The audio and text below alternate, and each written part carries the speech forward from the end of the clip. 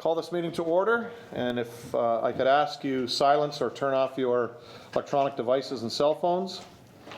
And if you're able, please rise for the singing of our national anthem by Ms. Sheila Brown.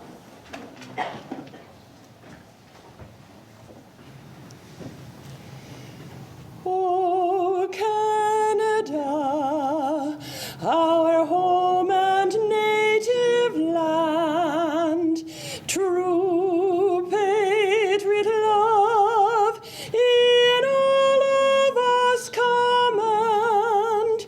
With glowing hearts we see thee rise, the true north strong and free. From far and wide, O Canada, we stand on guard for thee.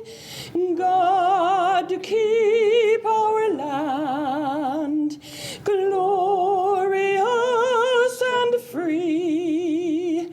O Canada, we stand on guard for thee. O Canada, we stand on guard for thee. Thank you, Sheila. Niagara's best national anthem singer, right there. Even better than Barb Greenwood at Regional Council. Hey, Barb? She was pretty darn good. Yes, thank you. Madam Clerk, introduction of addendum or delegation items. There are two addendum items this evening. There's a memo that will be added to item 2, as well as a new item, item 12, regarding the Central Dorothy Rugling Airport. Thank you. Confirmation of the agenda, mover and a seconder. Councillor Bodnar, Councillor Caleff. Questions? All those in favor? That's carried. Disclosures of interest. Adoption of minutes, the regular meeting of Committee of the Whole 03-20 held on February 10th, 2020. Mover and a seconder. Councillor Wells, Councillor Desmarais. Any questions to that? All those in favor? Unanimous, thank you. Items requiring separate discussion. I'll start on my left this evening. Councillor Bodnar, anything? Item 2 and 12.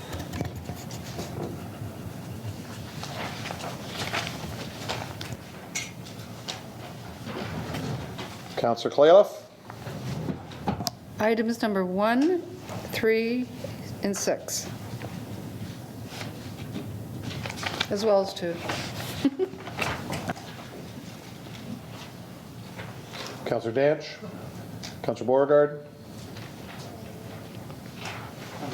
You're okay? Councillor Bruno? Items 2, 5, and 6. 5. Okay, Bruno. Councillor? I'm covered, Your Honor. Angie, anything? Items 2, 3, and 9, please. 9.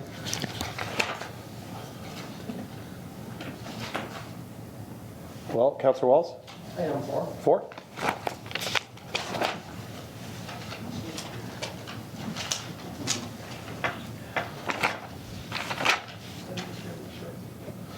Okay, that's it, councillors. Can I get a mover and a seconder to move all the other items? Councillor Danch, Councillor Beauregard, any questions? All those in favor? That's carried unanimously. Presentations. If I could ask Fire Chief Tom Cartwright to come forward to the podium. He will be presenting a retirement award to Charles Tuzignan, volunteer captain, Port Colborne Fire and Emergency Services. Hopefully I said that right. Thank you, Your Worship. It's a pleasure for me to be here this evening to present this award to Charles on his retirement. Charles has been with us for a number of years. His actual career started in a town called Windsor, Nova Scotia in 1993. He served there for approximately 13 years. He started with us in 2010, advanced to the position of captain within the volunteers. He's been an active member of the executive for a number of years. He also is very, very active in the Red Cross within the city and elsewhere, assisting those that need assistance, including teaching first aid. Most importantly to us, he's kind of the lead with regards to our car seat program that he brought forward to myself a number of years ago, and it's run out of the fire hall on an ongoing basis and will continue to do so. So he's been very helpful to the community. He's also been one of the most active members with regards to our fire safety program in the city. Charles has showed leadership with regards to volunteering his time, participating with regards to our fire safety program, being active in our open house and things of that nature. He came to me shortly after he retired and asked if he could continue on in that program and assist us strictly as a volunteer, as others do in the city and other various other departments. So I'm proud to kind of announce tonight he's going to be continuing in that program and assisting us on an as-needed basis with our open houses and with regards to our fire safety program on an as-needed basis, assisting our full-time and our volunteer firefighters who also participate in that program on an ongoing basis. So, Charles, if you could, I'd like you to come up, in your worship, if you could assist us, and my deputy's back at the back, Scott Lawson, can come forward. It's been a pleasure, Charles, working with you, and I honestly got to say thank you so much for everything you do for this city with regards to fire safety and your role as a captain. Appreciate it. Thank you very much. So we got a little something for you to hang on a wall, and I haven't forgotten Angela either. I need you up here shortly too, so come on up.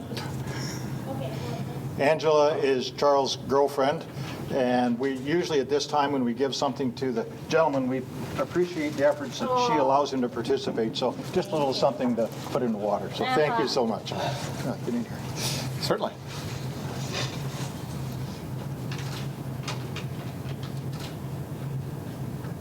Do you want to say a few words?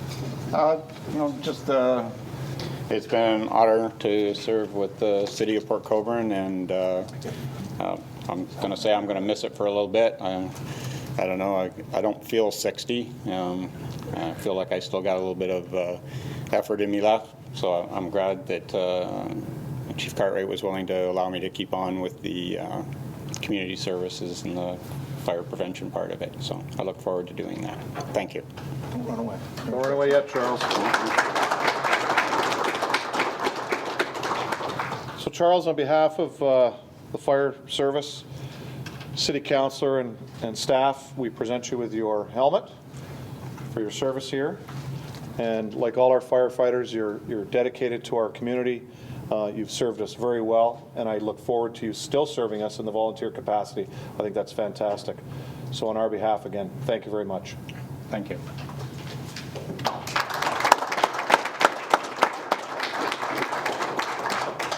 Thank you.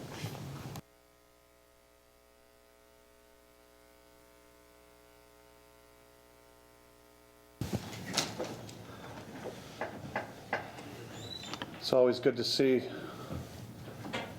our fire department here in uniform. Thank you guys and gals for coming out to support Charles this evening. That's fantastic. We have some delegations this evening. Our first delegation is Patty Moss regarding roadside mowing initiatives and to request additional changes.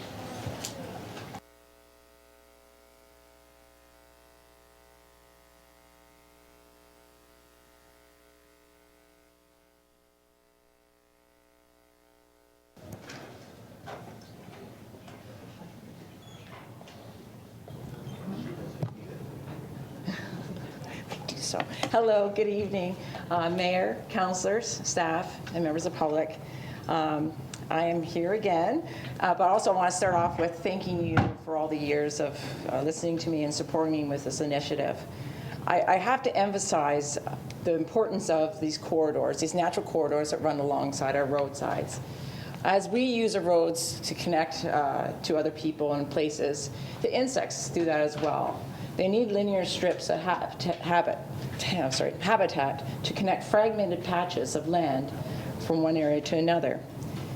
Really, the reason I'm here is for our future generations. I have such a passion for growing food, and I want to make sure the efforts for my children and everyone else's children to be able to grow food in their own backyards.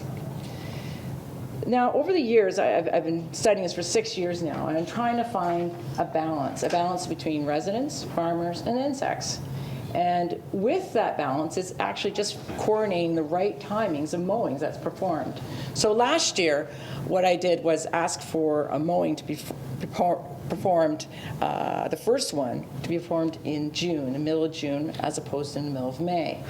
And push back that first cut, I was curious to see if any seed development was hindered for problematic species especially. And this plant, Canada thistle, what I noticed with this one, on the roads I monitored, there was no bloom set at all in this plant. So I'm going to continue monitoring that. So that was one of the reasons why I pushed back the first cut. Also, the push back the first cut, I wanted to see if dragonflies and damselflies would be encouraged to increase in population because of the large amounts of ditches we have with standing water in it. And last year I did observe a lot along the roadsides, but I'll continue observing that moving forward. Regarding in the summertime, there was almost 6 roads still being cut during the end of July. And so one of the roads I studied was Brookfield Road. And with studying that road, I counted and collected monarch larvae, and I collected 370 specimens from that roadside. And regarding that, when I was standing there, not only when we do that cut in the middle of, at the end of July, we're destroying a monarch habitat that's there, but also when I was standing there seeing all the flowers and vegetation, the hum activity of bees and pollinators flying through there. During that time of year, that's crucial to have enough food source for bees during the drought season. So back to collecting all these specimens of monarchs along the roads. This is a picture of my living room, and I carefully raise them in individual containers. I test them under a microscope for a parasite, and I tag them for various universities. But the main purpose with collecting these roadside monarchs is I use them as a tool for educating the public. So I arranged in August, the timing of it, when the releasing of the monarchs, to have a display at the market, informing the public of the roadside initiative and also what we're doing as a community to help the monarchs and other pollinators. And what's really cool about doing this event is it connects people from all walks of life and over a little insect. And the biggest question, I got asked was, how can I help? So this got this idea strumming in my head from the talks at the market I did in May last year and in August, is how to incorporate citizen volunteers in future efforts of establishing native and natural habitats throughout our city. So Kalali Street first year was avoided the cut from east of Lorraine Road. So this is a picture of a monarch going on knapweed. And one thing about Kalali Street I noticed is there was a huge patch of milkweed growing along. That's a picture of it. And you can see there's 10 plants there, and they all been completely chewed away almost. And that's just proving again that the roadsides are making a habitat for this butterfly. So my first request tonight is from council is can the remaining roads be omitted from the summer cut? If you decide not to, if you just have Brookfield Road taken off for the summer cut, I appreciate it, and I'll just keep coming back year after year for the other roads. But so my passion also is studying the roadside so in depth that I look at certain species of flowers. And this past year I looked at knapweed. And a reminder, knapweed has no concern with seed dispersal on any fields or residential properties because the seeds are embedded in the base of the flower head and it gets mowed down in time. But knapweed is one of those huge nectar flowers that insects just love. I actually did comparative studies with knapweed that didn't have a cut, knapweed that had a first cut, or knapweed that had 2 cuts performed on it. And in conclusion, knapweed plant that had the first cut benefited the most because it had the most bloom in the critical time of year, which is near the end of August and beginning of fall. Also, I stared at Canadian fleabane. I've been staring at this plant year after year. This is a plant of concern because it's become Roundup resistant. So as the past couple of years I looked at it, it's always just started developing seeds around the middle of September, seeds that can be blown into neighboring fields. So with the cut being delayed, the first spring cut being delayed in June, what I noticed is it's stunted growth of this plant as well as less flower head production. However, it still produced the seeds at the exact same timing as previous years. So herbicide use on waterways. I talked to you last year regarding trying to get a bylaw. We found out there was a bylaw through city regarding spraying herbicides in the waterways. But one thing is that's not the approach I want to go through. I really want to try the approach of educating the public first. Because a lot of people probably not even aware of the impacts of the herbicide in the ditches. So more of a proactive approach of educating the public. And then if they feel that they still have to provide spray herbicide in the ditch waterways, and then the best protocol would be to call the Ministry of Environment, which I contacted them, and they're the best ones to do the studying of the ditch spraying because they do soil testing, whereas the city doesn't. So then we can determine what herbicide is being used on the waterways. Just this picture here, it's just a lot of people don't realize the impact of herbicides, especially when people use it in urban areas as well, or even on city lands. What surrounds the impact of when spraying an herbicide is, like on the picture on the left, is a picture of knapweed. It's taken at the same location as the previous picture I just showed you. And the picture on the right shows you a healthy knapweed flower. So you can see the comparison of its pale on the left and its poor flower development. So just people have to start understanding the impacts of using these chemicals. So how to do this is with educating the public with the signage. I'm really looking forward to the signs being installed. I spoke with Chris Lee on Friday, and he promised the signs would be up in May. So that's great because that'll really start the education and awareness of this project. And I think so far, the people I've talked to over the markets, and this is a lot of people I talked to, they've been fully supportive of the idea of what we are doing for the city. Second request is the trails. The Friendship Trail. I was wondering if I was hoping if the Friendship Trail could have the same mowing performed as along the roadsides. I totally understand that we have to make sure pedestrian and cyclist safety is first and foremost regarding this. But what I'm asking is just like we did with the roadsides, if it's just a trial area of the trails, just have that same mowing pattern as the roadsides and see if there's any impacts regarding for cyclists or pedestrians. And I totally understand where intersects roadways, extra mowing has to be performed. And this brings up to my third and final request, is this patch of land that you're looking at is just a big area that's been mowed from the trail, beside the trail, alongside Durham Road. I'm hoping moving forward we can stop mowing this and start transforming it into a natural area. I think this would be a great area to just try out this naturalizing area because it's pretty much behind the city, and it will at least have a great visual perspective of people using a trail in future years. Just a little tidbit, this is my prototype of this year for bee houses. As you know, it's not only monarchs I study, I also study native bees and the habitat along the corridors. And this is my most successful bee house so far. And it's basically a piece of ash. And I drilled holes in, make sure that the right depths of 3 inches to 4 inches, and various bit sizes I use. And as you can see, the holes are being filled up. And you can see the abdomen of a native bee using a home. And I install these along the roadsides, and I do bi-weekly efforts. When I study the roads, I also study the bee houses for activity. So again, along with seeing the evidence with the milkweed, the amount of monarchs are all along there, we also look at the bee houses and see the amount of holes are being filled up by native bees. And just a cute picture I wanted to throw in. It's a spring peeper on 3rd Concessions. On the very top of the milkweed plant, it was sitting up there. It just emphasizes it's more than just monarchs and insects. It's all animals that need corridor habitat. And finally, we have over 52 different flowering species along our roadsides. And these corridors, I firmly believe they're critical of ensuring a healthy population of pollinators in the future. That's all I have to say. Thank you. Thank you, Patty. Questions from council? Councilor Demeray. Thank you, Mr. Mayor. Through you, To Patty. Patty, first of all, thank you for the presentation. It was wonderful. And thank you for the work that you're doing, because that is also wonderful. I was really pleased to see all the education components that you've built into it, into all the work you do, whether it be in the classroom or in the market, however that is. It's turning out very well. And Port Colborne is becoming more known all the time for being protective of pollinators. So it's a wonderful thing. And I wondered if you had heard of the Pollinator Partnership Canada.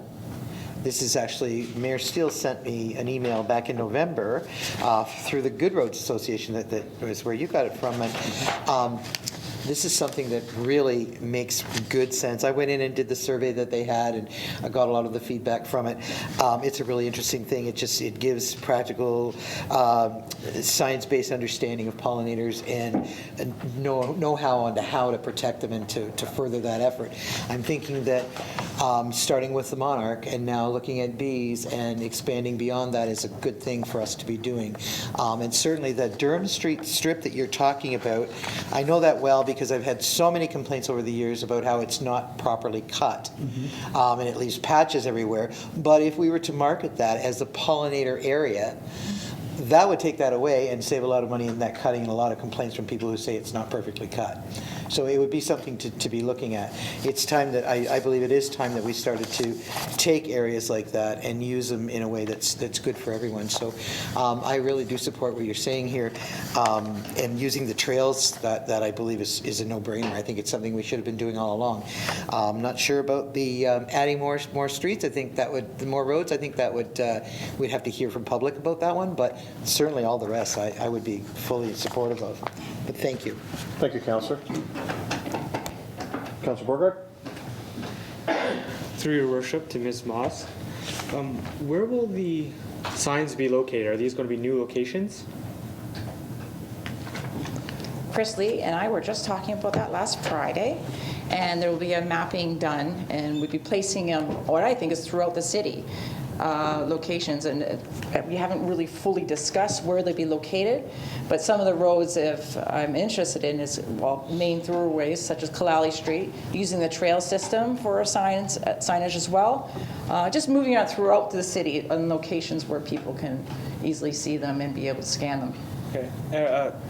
Is the QR codes, is that new, or is that already in place with the signs that do exist? That will be new. They have to be placed on the signs that exist and also any new signs they place into the ground. Okay. And how else do you plan on educating the residents in the neighborhood regarding your initiatives? Well, I go to the market. Last year I went to the market 4 times in May with a display and with native plants, and also with any monarchs I have to collect from the roadsides before the mowers go through. I use those to educate the public as well, and that was pretty successful. And also through school kids. My big thing is teaching kids nature in the community as well. How about in regards to farmers in particular? Because they're the ones that are really applying it en masse. So how do you plan on educating them? Sorry, say that question again. So how do you plan on educating farmers in particular? I would think farmers would be the ones who would be using the herbicides the most. And you know what, I did all research regarding herbicides and how farmers get their license, and even residents that get the license as well. They're firmly educated already in place of the product use. And they go through testing and they get the licensing through that. It's almost just like a reminder sometimes for any farmers that kind of do the off spray. But this past year was a horrible year, so I'm not going against any farmers by any chance. And also, when they had to put the spray down this year, there could have been bad winds, etc.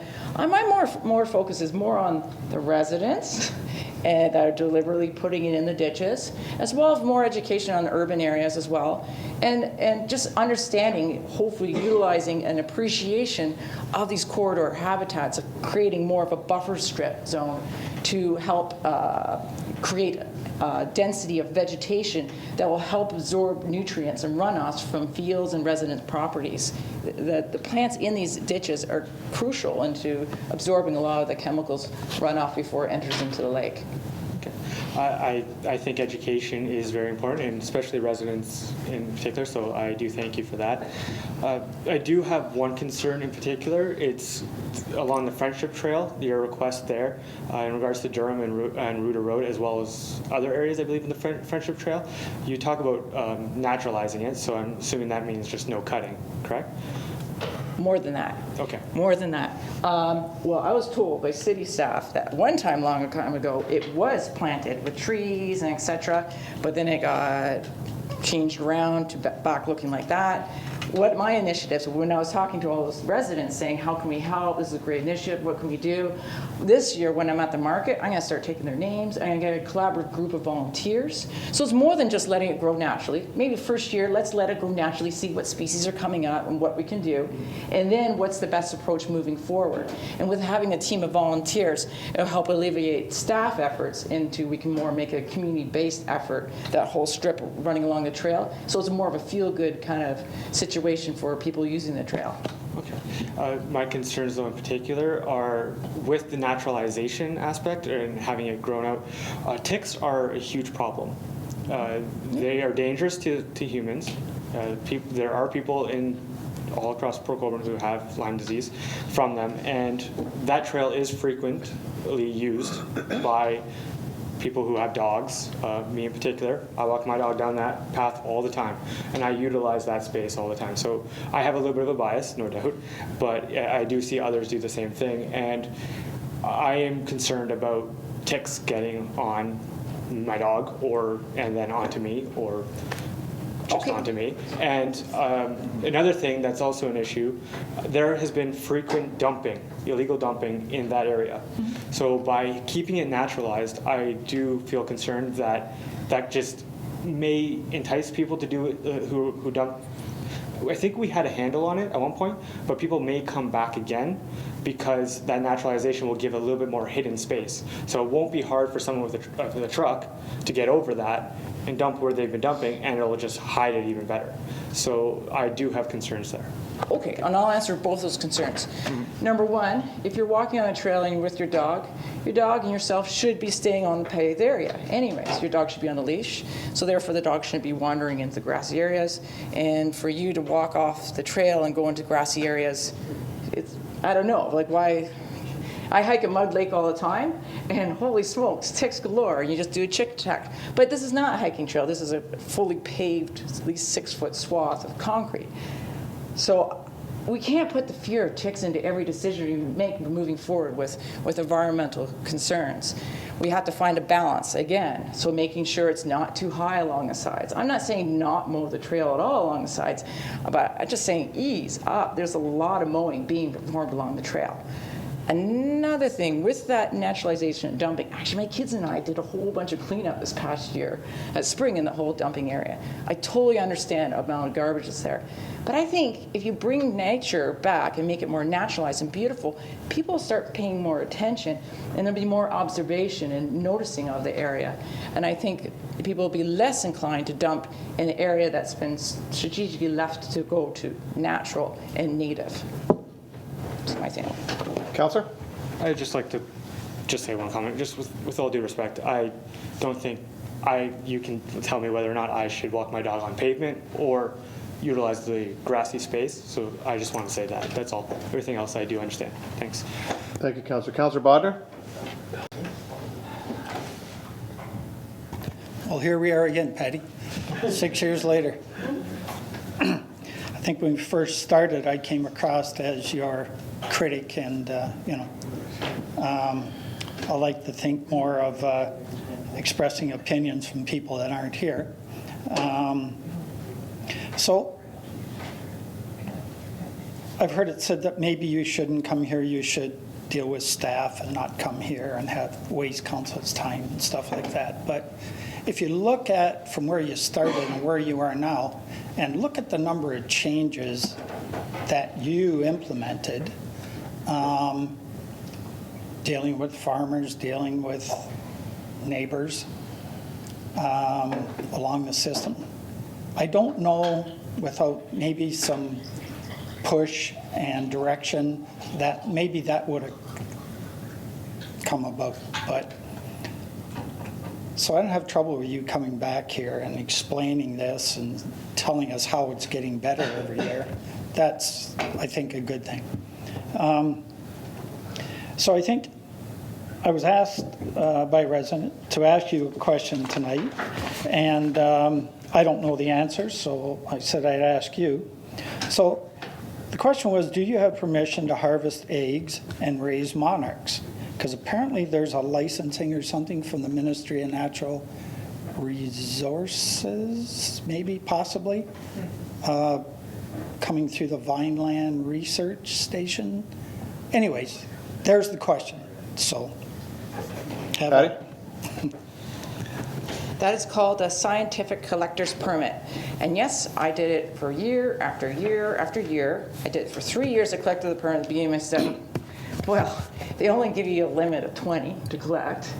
And I looked at myself and it says, no, I'm not going to apply for this anymore. The reason being is I'm only collecting specimens that are going to get wiped out anyways. I go just before the mowers come through. So therefore, no. But also, what I could do is I could go to the ministry and say, hey, the city of Port Colborne is mowing down a soon-to-be endangered species.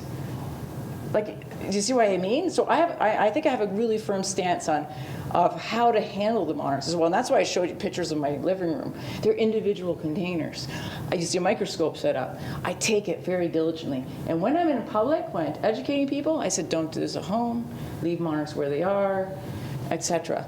So it's yes, you shouldn't tamper with nature by any means. And do I want to be collecting tons of monarchs? No, not at all. And that's why I'm here, saying, hey, at least take Brookfield Road off. 370 monarchs. That's astronomical. So that's why I'm here tonight. I'm not here to upset staff. I'm not here to upset council. I just want to make sure that we have enough insects in the future. And if there's a problem, let's work it out and figure out opportunities and ways to go around it. That's all I'm trying to say. That's why I'm here. Thank you. Counselor? Good. I think that's what we've been doing for 6 years, trying to figure out how this thing can either work or not work. People were concerned about weeds growing, and they had to get out their driveways. They have good sight lines. I think we, for the most part, took care of that by staff. Correct me, staff, if I'm wrong, but by staff going out on a complaint basis and clearing some of those weeds around their driveways, right? Okay, I get a nod from Chris. I think that's what's happening. Okay, good. So, I think it's a learning process for everybody. So, and by the way, I was on the monarch bandwagon long before you showed up. So I don't hate monarchs. I'm not out stepping on everyone I see, trying to hit them on the road. No, monarchs are great. So as far as, just to pick up on the trail, how are we going to do this if we're going to do it? Would staff make suggestions? I think there's valid concerns about that. I know we're always told we need to cut back on the trail because people meet things that aren't supposed to be on the trail. Horses, ATVs. In certain areas it might be congested and maybe it shouldn't have an area of grass left there. So, I don't know how we're going to do this, but we shouldn't just be a blank slate of not cutting the trail. And also, how will we decide on adding roads or not? Is it just simply go ahead and see what happens? Anyways, I'll wait for other suggestions on that. But, I think it's come a long way. I think it's recognized as a good thing. If I could, Mr. Mayor, I'd just like to ask staff, maybe Nicole, for years we've been talking about, we have areas, we have Centennial Park, we have acreage there that is, for lack of a better thing, cut, where maybe half acre or so could be not cut and planted with milkweed. I don't know, but we've never ever done those areas. Now we talk about Durham Street in that area, which is fine with me. I think everybody should share. I think we should do it in Frank's flower garden out in front of his shop. He's always looking for something to go in there. Milkweeds would be a good idea, But anyways, so when will we get serious about looking at Centennial Park or other areas in the city that you know, could maybe help this whole situation? Nicole? Through you, Mayor, to Council. Actually, Centennial Park this past year with our grass cutting program, we did take back a large section of that, and it is naturalized as well as a tree planting initiative that happened at Centennial Park in the summer of 2019. We're more than willing to sit down with Ms. Moss to discuss areas along the trail that may both work for her studies as well as ensuring the safety of our pedestrians moving forward. Councillor Bruno? Thank you, Your Worship. I was really interested in Councillor Bodner's comments. I, too, at the beginning, wasn't necessarily a convert to all this, and I've watched as it's progressed from both afar and as a councillor. And I like the methodical, I like the results, I like it coming forward. I like what it says about the community. I like what we're doing. I like the education option. I, too, was only going to stand with respect to Durham Street and the trail.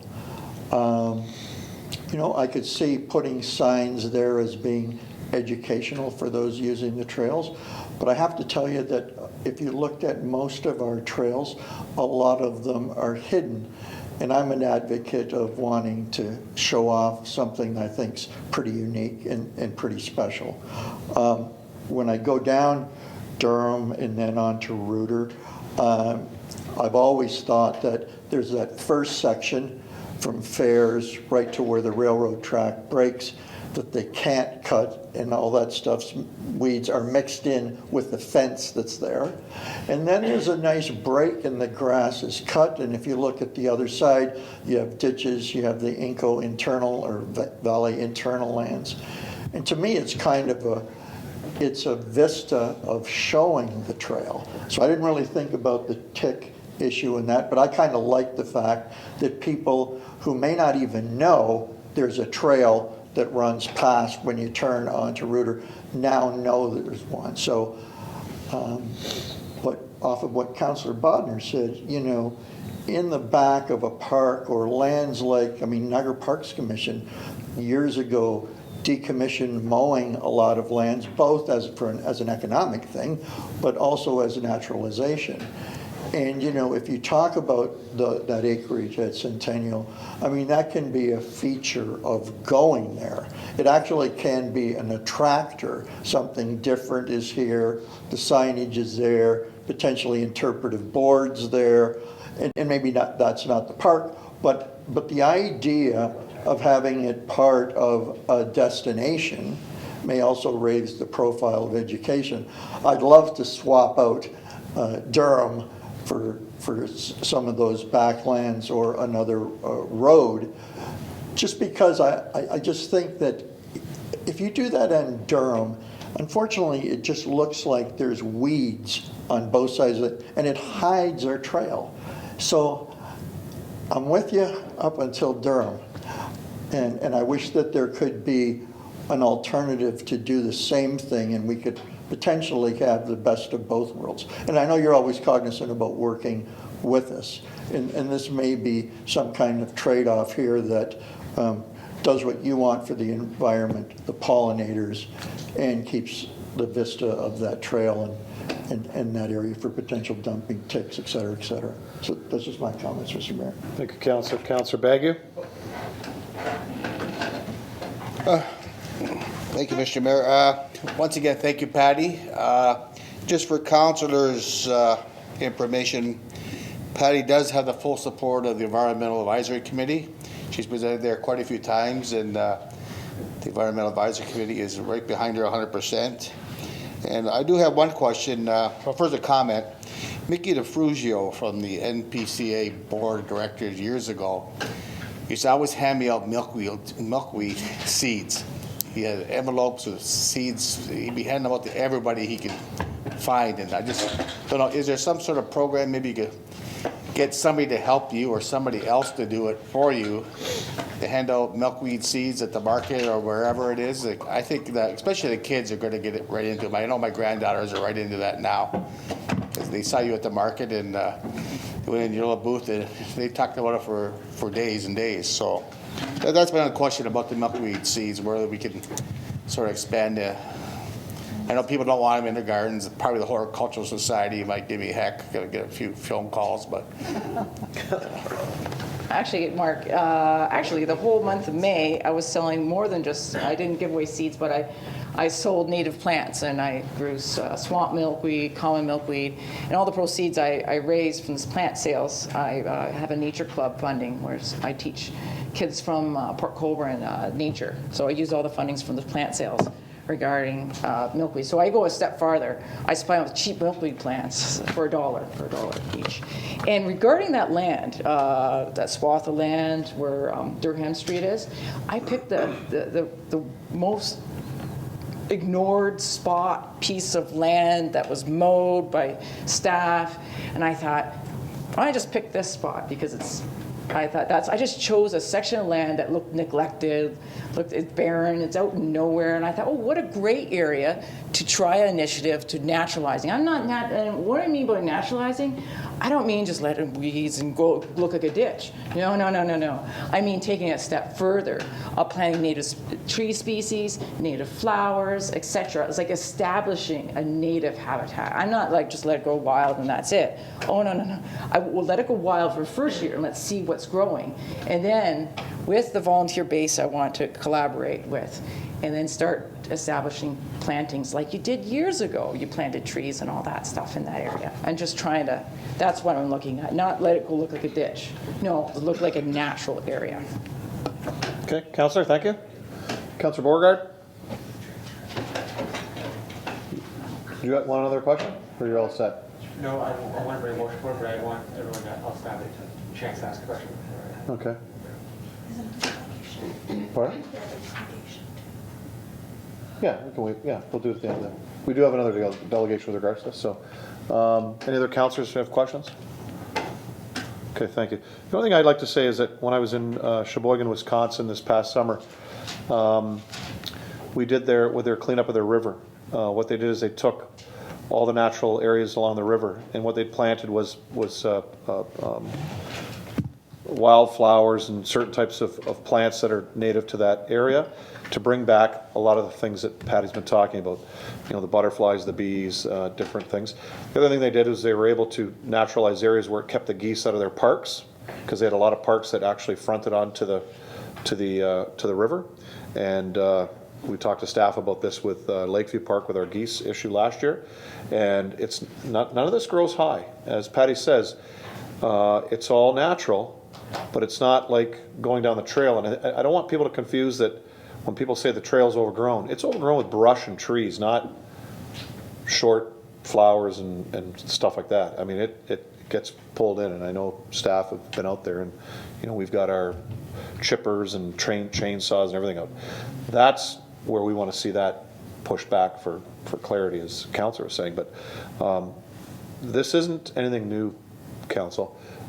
We can take best practices with other organizations, and the revitalization of the whole Sheboygan River system is probably one of the top of the list that I would look at, because that's just been completed.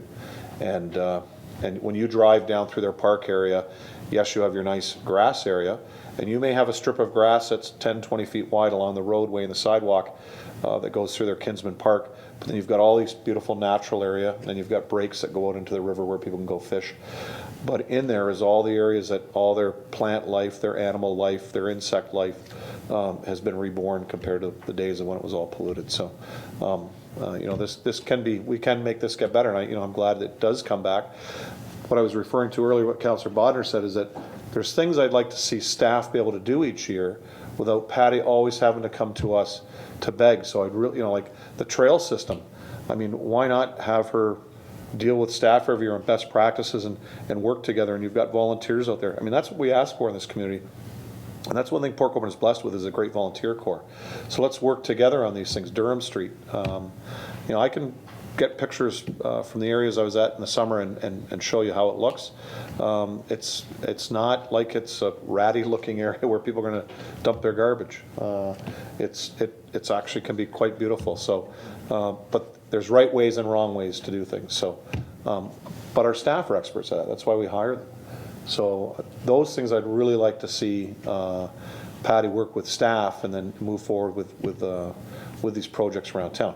Roads is a different thing. I think, roads, we need to discuss and how we want to do that. But Councillor Bruno? Well, I don't know if this clarifies your last sentence or what I was about to say. I don't think any of us have problems with any group wanting to come forward and talk with staff and see if what they're doing can be done better or better for the environment. I just don't want to leave out, so instead of starting with Patty here, which I think you're also referring to, right? It could come back as this is what we've jointly talked about. Staff will talk about the pluses and minuses, but we still hear about it rather than all these things just becoming done and then we get a call or we don't like what we've seen and how the heck did that get to happen.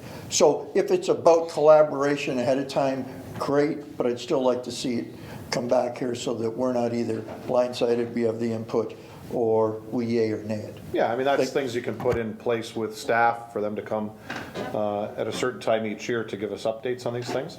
But I'd just really like to see our groups collaborate with the city and not have to come and beg us all the time. That's why we pay staff what we pay them. And, if these are projects that we want to move forward with, I think that's how we got to proceed. So, Councillor?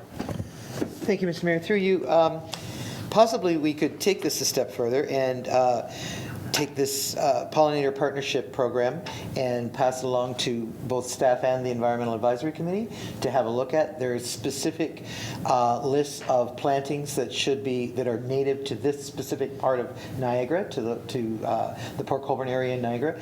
Though they're all laid out quite nicely, and they go from trees to shrubs to small size plantings, and it shows you how these areas can be naturalized in a way that suits urban life. So you could literally put nice borders and things on them that sets them aside, but you've got a very natural area in the middle. You can sign it, you can make it be very clear that this is an area that is promoting pollinators so that they see there's a project going along. It can also come in, you can put it in a foot back from the edge of a pathway or whatever, however you want to do it so that you get that space, those setbacks in there. But there's lots of ways to go forward with this, and I just would like to see us, not to further burden staff, but I think this is important enough. Our pollinators are our future as far as food goes, so I think it's important enough that we need to start stepping down this road, even more than we've done with Patty so far. I think that, Patty's certainly been the person who brought this to us and brought it all to our attention, but I think it's important now that we all get on that same bandwagon, support her, but also take it to a bigger place. And this partnership is ideal. I was really happy that you sent me that email, so I was able to look at it and see it's just ideal. So I'm happy to share it with everybody as well, but staff and Patty maybe together and the Environmental Advisory Committee all together to come up with some ideas going forward. That's all. Okay. Any further questions? Perfect. Patty, thank you. Appreciate it. Our next delegation is Kathy Kalanick, 851 Pinecrest Road.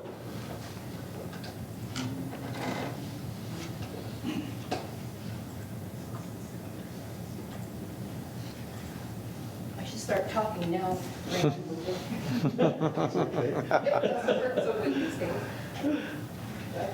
Yep, just press the red button on the speaker there. Okay. There, thank you. I didn't write anything down. Most of you have seen me before. Probably remember me from last year. I could read my speech from last year. I got that, but I don't think you want to hear that. So 6 years of coming back every time and saying, this affects us, and I've given the reasons. And the sight lines, and the noxious weeds, poison ivy, I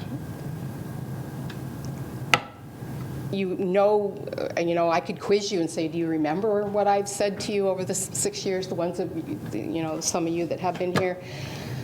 But, the fact is that, if this is just going to go on and on, then just tell us, because the last time I was here, it was deferred, And then I came back and it was deferred again. And then first thing you know, where's my pictures? The pictures that I, then we're up to, there we are, 4 feet. And I wonder, when are we going to get the cut? And I call City Hall and I'm told, well, it's been decided that the cut will be sometime in June. And, who decided? Oh, well, I guess it was decided by, I don't know, I wasn't advised of it. So, the next picture, how do I, no, so there we go. You all may recognize this because I sent it to you in your email. I wouldn't appreciate that if I was the mail lady, because there's poison ivy and probably poison oak, and she has to reach in amongst that, and that was June 17th. So, mid-June, we still didn't have our cut. It came about a week later. As far as spraying for noxious weeds, the city of Port Colborne does it. The other picture, there we go. You spray for poison ivy all along the Friendship Trail. So the city can do it. The city cuts the Friendship Trail, but we don't get the benefit of the cut along the road. And when we pay the same taxes as everybody else in Port Colborne, but we don't get the benefits of sidewalks. We don't have water. We don't have sewers. We don't have street lighting. We don't have transit. We get nothing for our taxes, and we have to pay for ditch maintenance. We have to pay the damn ditch bill that comes whenever they feel like sending it out to you, which has gone over $1,000 for us alone, $1,600 one year. So this isn't a ditch, it's a drain, and it has a purpose, and we flood. And we didn't flood this year. I wasn't complaining because we've had an inordinate winter. We're all, wearing sweaters today. So you can't predict whether the weeds are going to grow high because of a lot of precipitation. You can't predict if we're going to have a flood in the front of our yard because of a crazy winter. We can't predict it. So, saying that, this is the ideal time for these cuts, you can't predict it. It's not, we're in climate change. So my point is, the final one is, I've heard that the city of Port Colborne is bringing in cruise ships. And starting in 2021 to, come, they'll dock in Port Colborne and these passengers will be ferried around the Niagara Peninsula. And what are they going to see? They're going to see a neglected, depressing area. Durham Street, right along the canal. That's where your cruise ships are going to dock. And the appearance, we are in a tourist area. We have all the summer residents that come and stay in our area, and it's not a happy sight. It's neglected.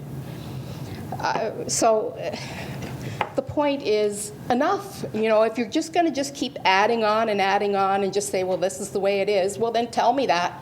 Stop keeping me up. This isn't my time of day to be out and talking to you people, because it's a problem. That's the other thing. Now I see a reaction from the urban councillors, because all of a sudden we're talking about your area. We're coming into the city. We want to add another area in the city. So now welcome to our world, because guess what? When I walk my dog every day, I have to walk along the roadway, and the ticks and the poison ivy that comes spilling out onto the road. That's what I've been dealing with for the past 5 years. Our dog's only 4, but I've been walking that block for 20 years. So, you know, is it fair? Are we going to just keep adding on? Are we going to let the city, you know, deteriorate? Or are we going to make the city look good for the tourism that you're supposed to be enticing? Because we sure don't have a whole lot going on in this city. Any questions? Councillor? It's actually not to the presenter, but if she's done, I'm wondering if I could direct. Okay, I'll take questions first, Councillor. Thanks. Any questions? Good. Thank you, Kathy.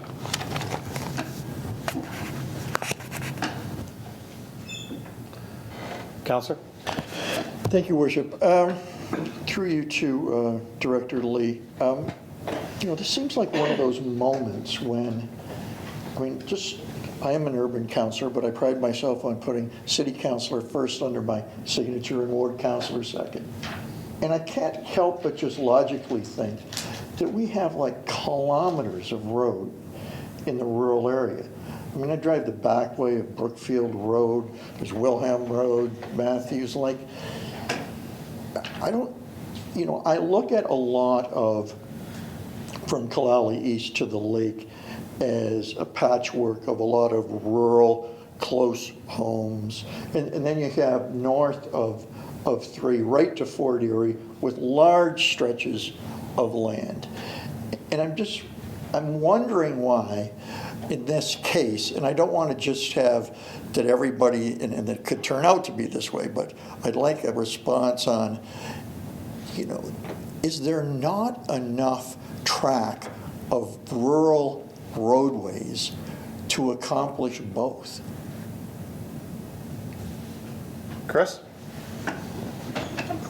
Through you, Mr. Mayor, to Councillor Bruno specific. You're correct in your, I guess, inventory of rural with populated versus non-populated areas in the rural area. There's one thing to remember, that in some of the areas where well, in all the areas where we do the specific designated road cutting, that's the bare minimum that's being done. In other areas where we have sight lines, where we have with a trail or sight lines with other intersections, staff is diligent in trying to control those sightline areas, which affects a cut. So those would be cut at different times. They may be cut with our own staff. They may be done with a contractor. There's also areas where if you notice in your drive around, that a lot of the residents have taken it upon themselves to cut their 100 frontage or their driveway entrance so that they or their wife or their kids can get in and out of those driveways. And there's nothing that we can do to prevent or to encourage that. That's strictly up to the individual. So that's why you're seeing the patchwork that you see. It's almost being created on its own. People have taken things into their own hands if they choose to do so. And what the city is doing is providing a minimum level of service, if you would. We can provide higher levels of service, and we've had those discussions with some of the Ward 4 councillors specifically, and they've asked us to do a presentation at budget time as to the cost for that. And that will be coming forward at the budget scenario, where we'll be answering those questions that they've asked us previously about what is it going to cost us to do a more diligent level of cut, to provide a higher level of service. Do we go there? Do we want to go there as a city? And these are the things that can be discussed at that point in time at the budget scenario, because we'll have the dollars and cents for all of you to look at and decide, do you want to go A, B, or whatever, a combination thereof. So at the request of the councillors from the past, we've addressed that, as I said. So I think moving forward, I hate to keep saying we're putting things off and putting things off, but we need to go through that process so that everybody has the information they need so they can make then an intelligent decision. Do we want to spend the money? Do we not want to spend the money? Is this the program we want to endorse? Do we want to modify that program? And those are discussions that we need to have. Right. Hopefully I didn't confuse you No, in the process. that was great, actually. Councillor? didn't know if it's appropriate to re-ask Patty a question, or if Chris knows, it would be just as helpful. Do we know how many road kilometers we've set aside now with this cutting program? Chris? I'm just wondering if you can maybe bring that discussion at budget. In other words, we've got, 152 kilometers of roadside in the rural area, and we're doing, 14 kilometers with this program, just to see if there's a way, and I like Councillor Budner's idea of in the park or some lands that we own. I mean, I don't want to get into a climate change thing where we're trading off credits, but effectively, if we're helping at the end of the day in even an excessive way than we're doing now, maybe we can all find a happy medium where everybody wins a little on this one. Chris? Through you, Mr. Mayor, to Councillor Bruno. I know that members of my staff can tell me to the 10th of a kilometer how much we have. I personally don't have that information at my fingertips. But that being said, we can definitely make that part of the discussion, and in that budget discussion as well, here's, as you say, here's what we have. Well, we haven't really eliminated cuts per se. But there are certain areas, though, that have been specifically designated as the habitat by council through previous endorsements, and actually it was the previous council that sort of pushed this agenda. So we can definitely state the number of kilometers that have been set aside as it's often referred to as a no-cut zone, but really it doesn't, because of budgetary constraints of the past seasons, and we've cut it back to 2 to meet the dollars and cents that council has approved in the budget. So the residents in the rural area are getting 2 cuts, and all that the exercise that Patty's brought forward is altering when those cuts happen. Right. So we haven't changed the level of service, just the timing on when the service is provided. Thank you, Chris. Okay. Councillor Bodner? Thank you, Mr. Mayor. Through you to Chris. I'm not sure I know the answer to this, but we had talked about if someone has a problem with sight lines, that the city will consider cutting back. Is that right at their driveway?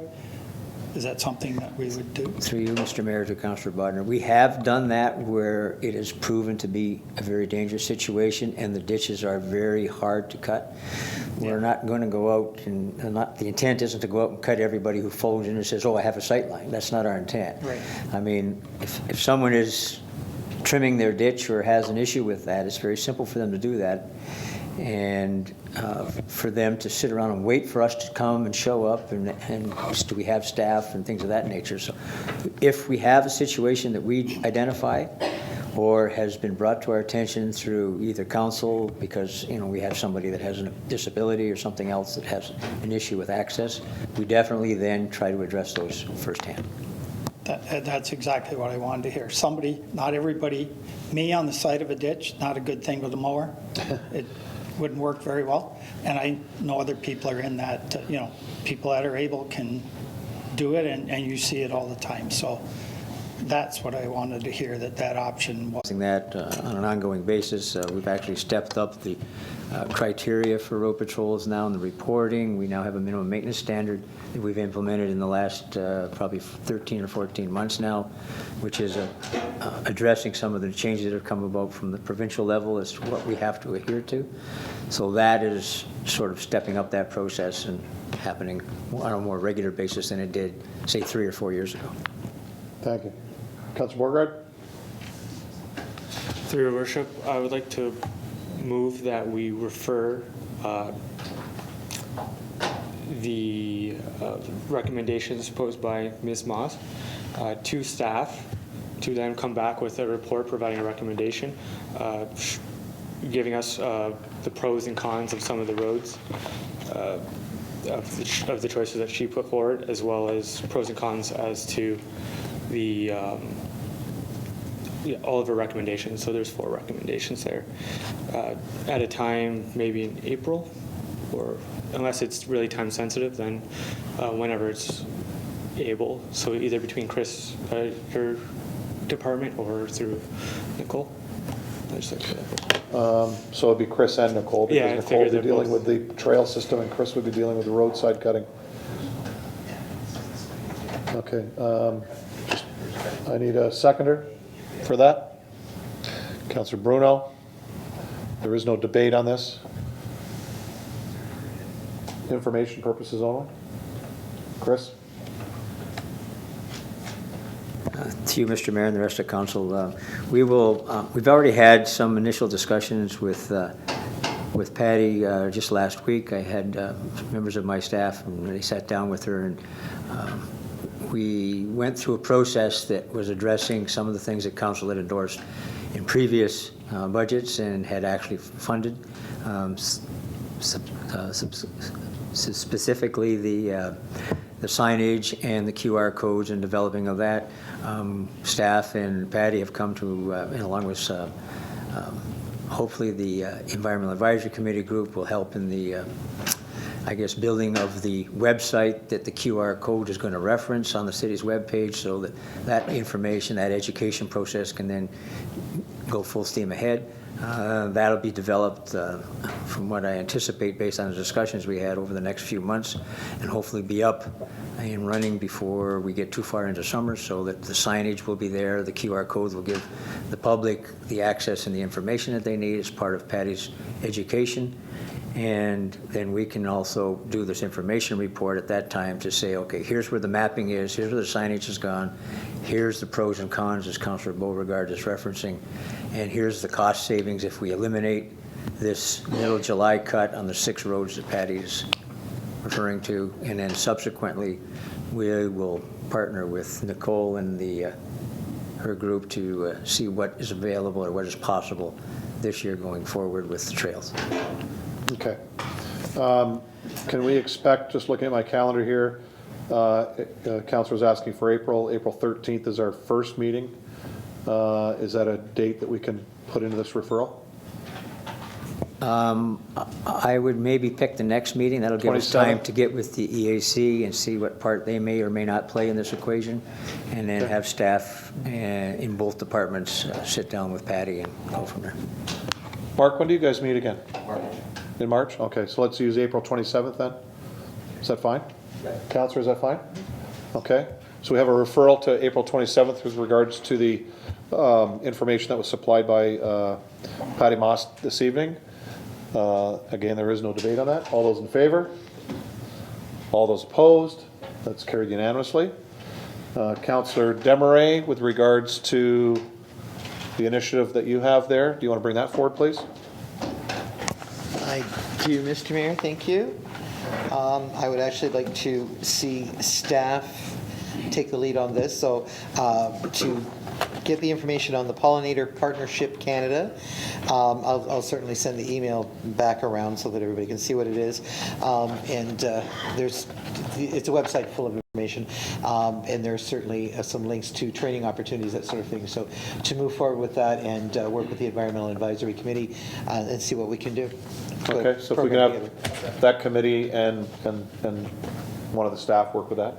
Yes. Is that fine, and bring a report back to us? Absolutely. At their leisure? I don't think there's a rush for that, correct? No, because it's something that would follow behind what Patty's doing. It wouldn't take place. Perfect, thank you. Okay, thank you. Councillor Beauregard will second that. Any questions to that, council?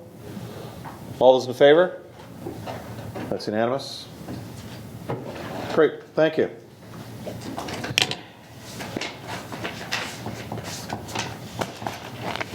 This evening's my mayor's report. This past weekend, the Valley Health and Wellness Center was host and was very busy with teams attending the Martin Van Gool Memorial Golden Puck Hockey Tournament. Those are for House League and local league teams. Teams from across Ontario attended, with Pee Wee, Atom, and novice skaters taking to the ice over 3 days. It was great to see such participation. The back there. From families all across Ontario and specifically Port Colborne. And we congratulate everyone who attended, and specifically the winners. Thorold was the only team locally that won one of the divisions. So we congratulate the Thorold Pee Wee team. All our finals, one game went into overtime. and the other two were very close. So they were great. Some of our semifinals went into overtime. So it was a great weekend. Lots of volunteers. We also used the Fort Erie Arena and the Ridgeway Crystal Beach Arena for the weekend.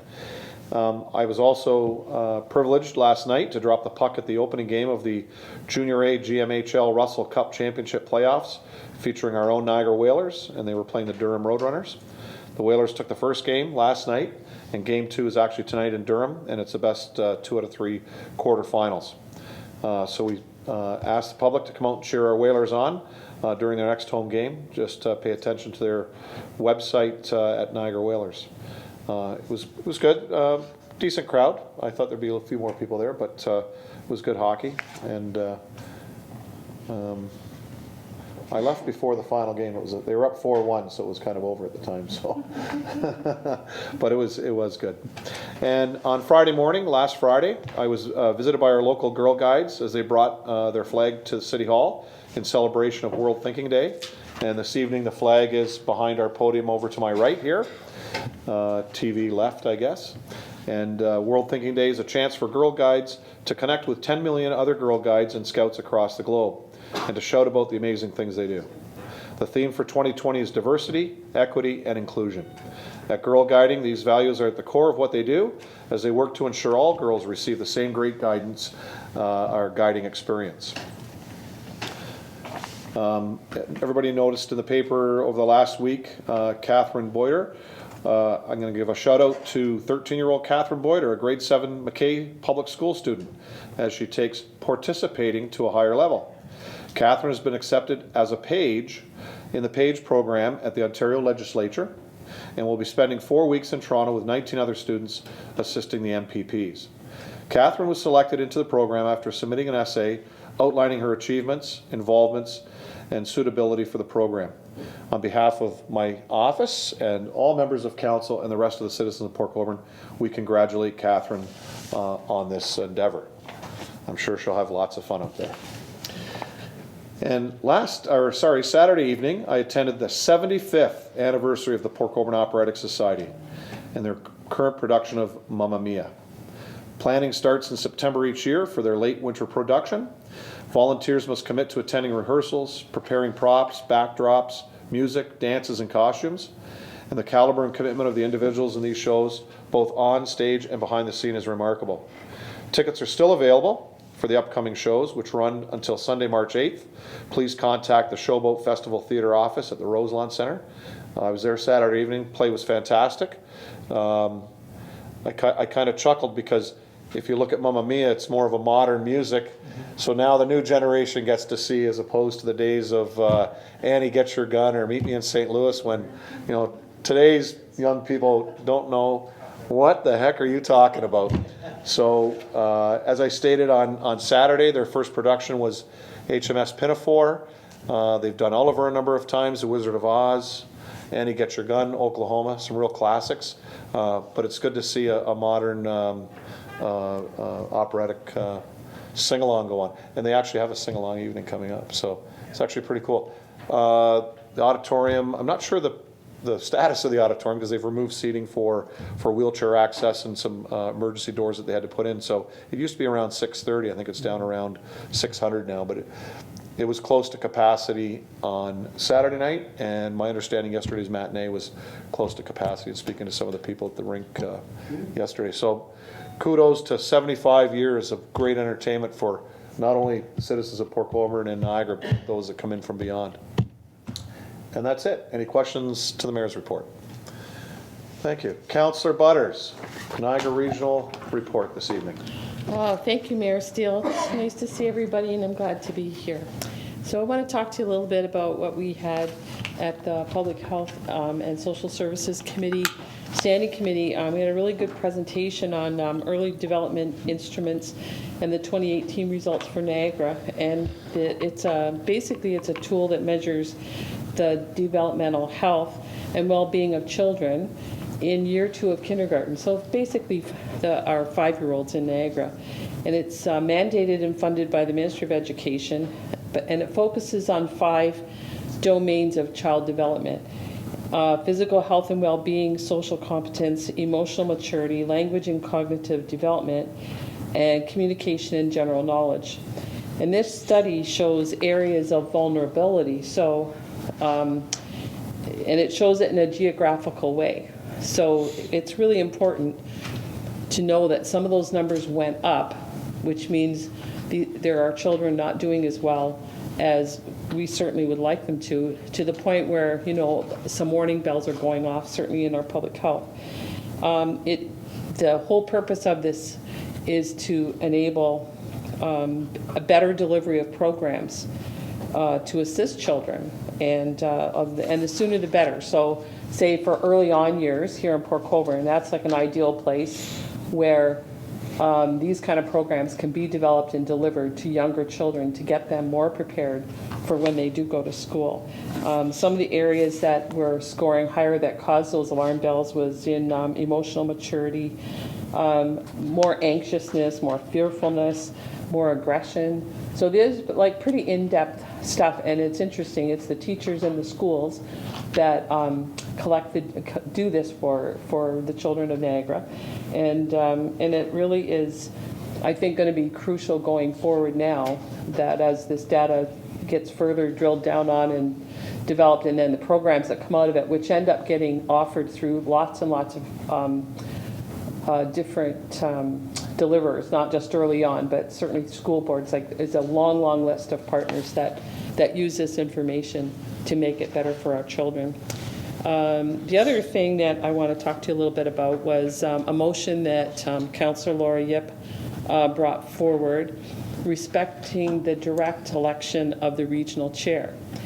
And I guess the good news is that her motion is referred back to the Corporate Services Standing Committee, and I think that will give a really good chance for not only that particular issue to get maybe resolved, but also bring in other issues. And Mayor Steele was, he brought up some really good points at the meeting, actually, to make it a bigger picture type thing and include governance and the way that we cooperate with each other and other municipalities and share services and that whole piece. So I'm looking forward to some really good discussion on that, and I really hope that the people in Port Colborne will give us some feedback as well on whether or not whether it's important to them to elect the next regional chair. So maybe they can do that through you folks here.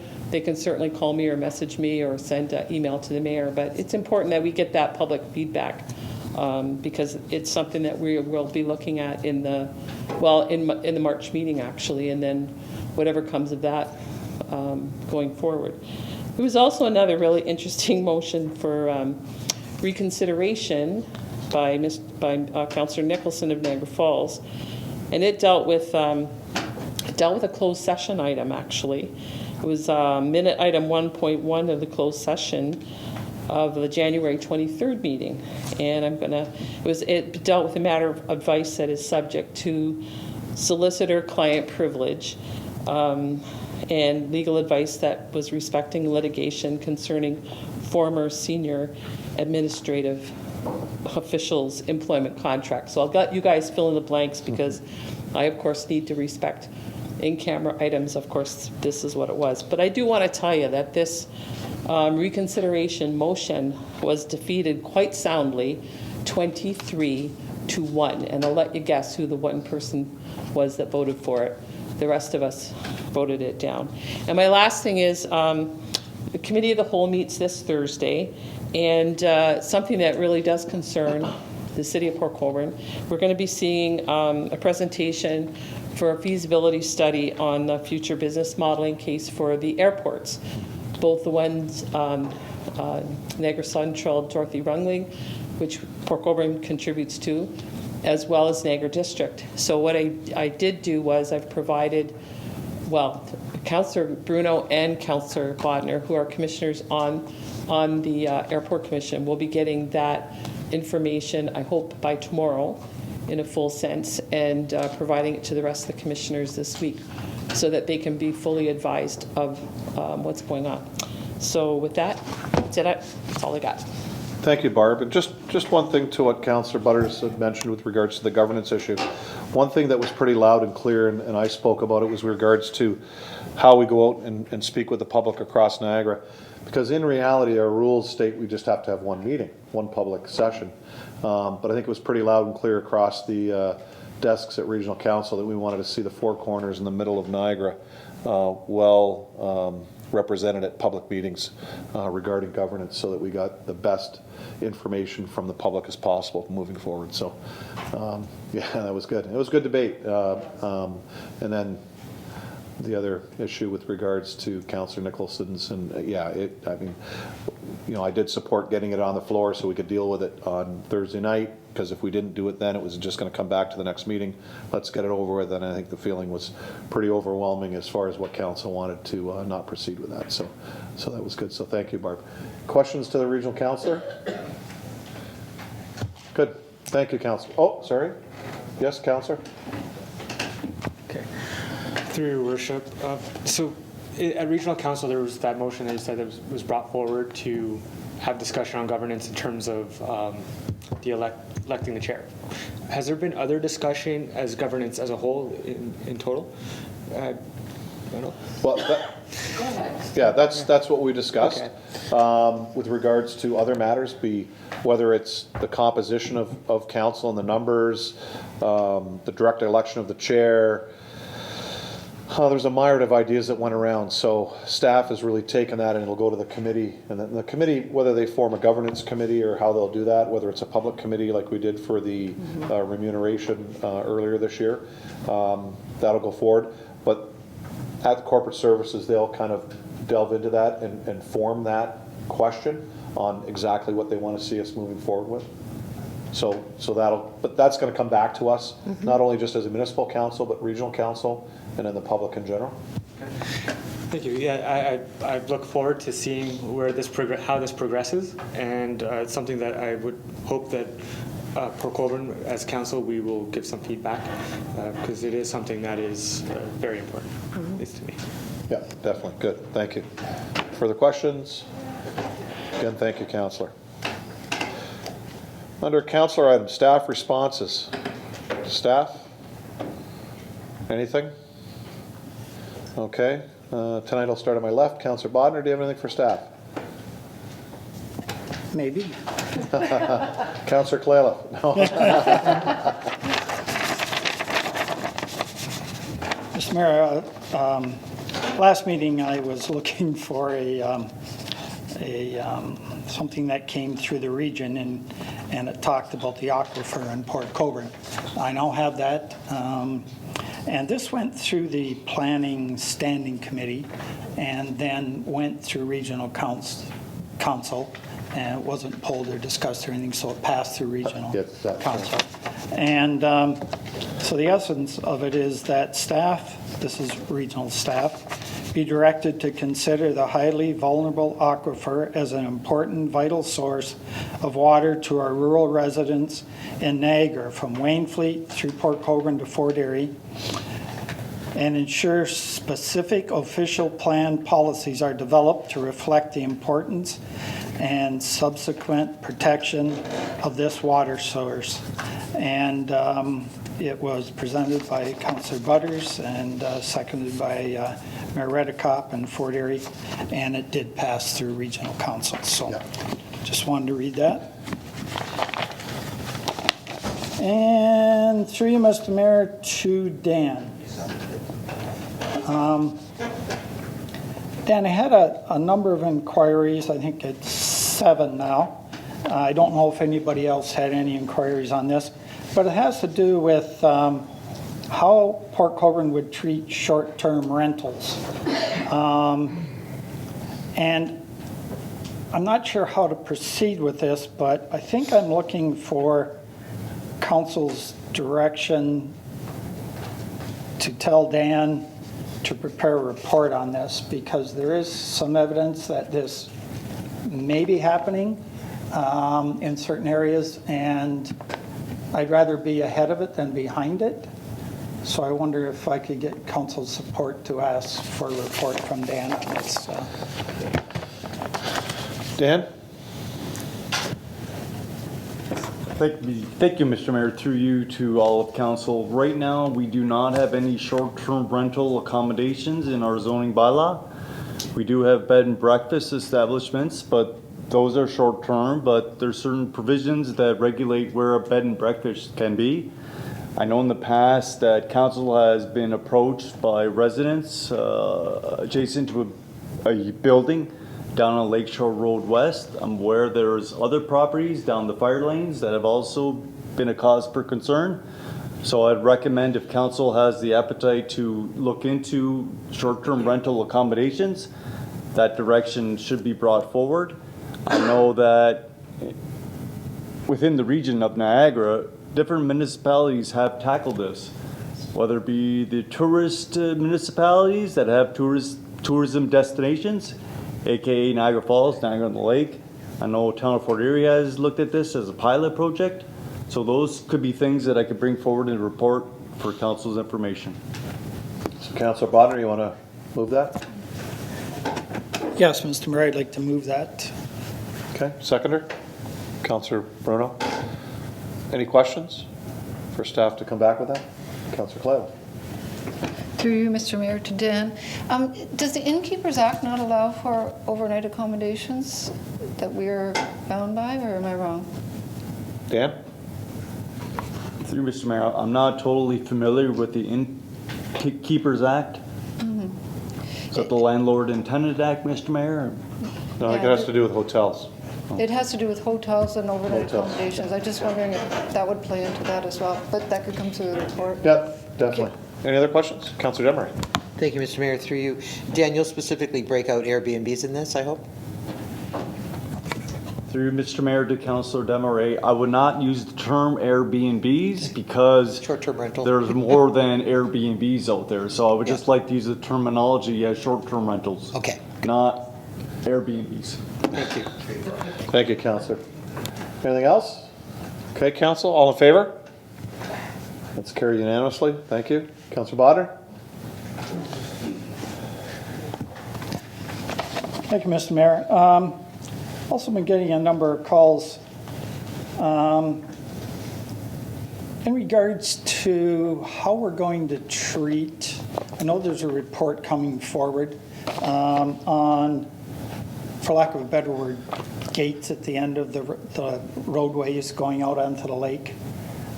Someone is working on that, I believe. I'm looking at staff, so, the amount of calls I'm getting, and I don't usually get excited until I get up to a certain number of calls, 2, 3, 4, 5, or 6, but when you start getting more into teens, it's a concern out there. And I'd like to see a public meeting on this rather than a staff report come to council and possibly we pass it that night. So I'm just trying to get a lay of the land and let everybody know how this could happen, the way I'd like to see it happen anyways. If staff can enlighten me on this and see how we're going. Chris? Through you, Mr. Mayor, to Councilor Bodnar.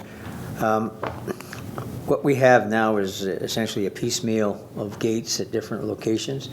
And over time, past history has been that we have erected those as a municipality because of specific requests of the residents within those areas. So they've had individuals that were abusing their privileges, for lack of a better term, on these road allowances and accessing private properties and causing issues. And so council of the day reacted to those and gave instruction and subsequently budgeted funds to put gates up in some of those accesses.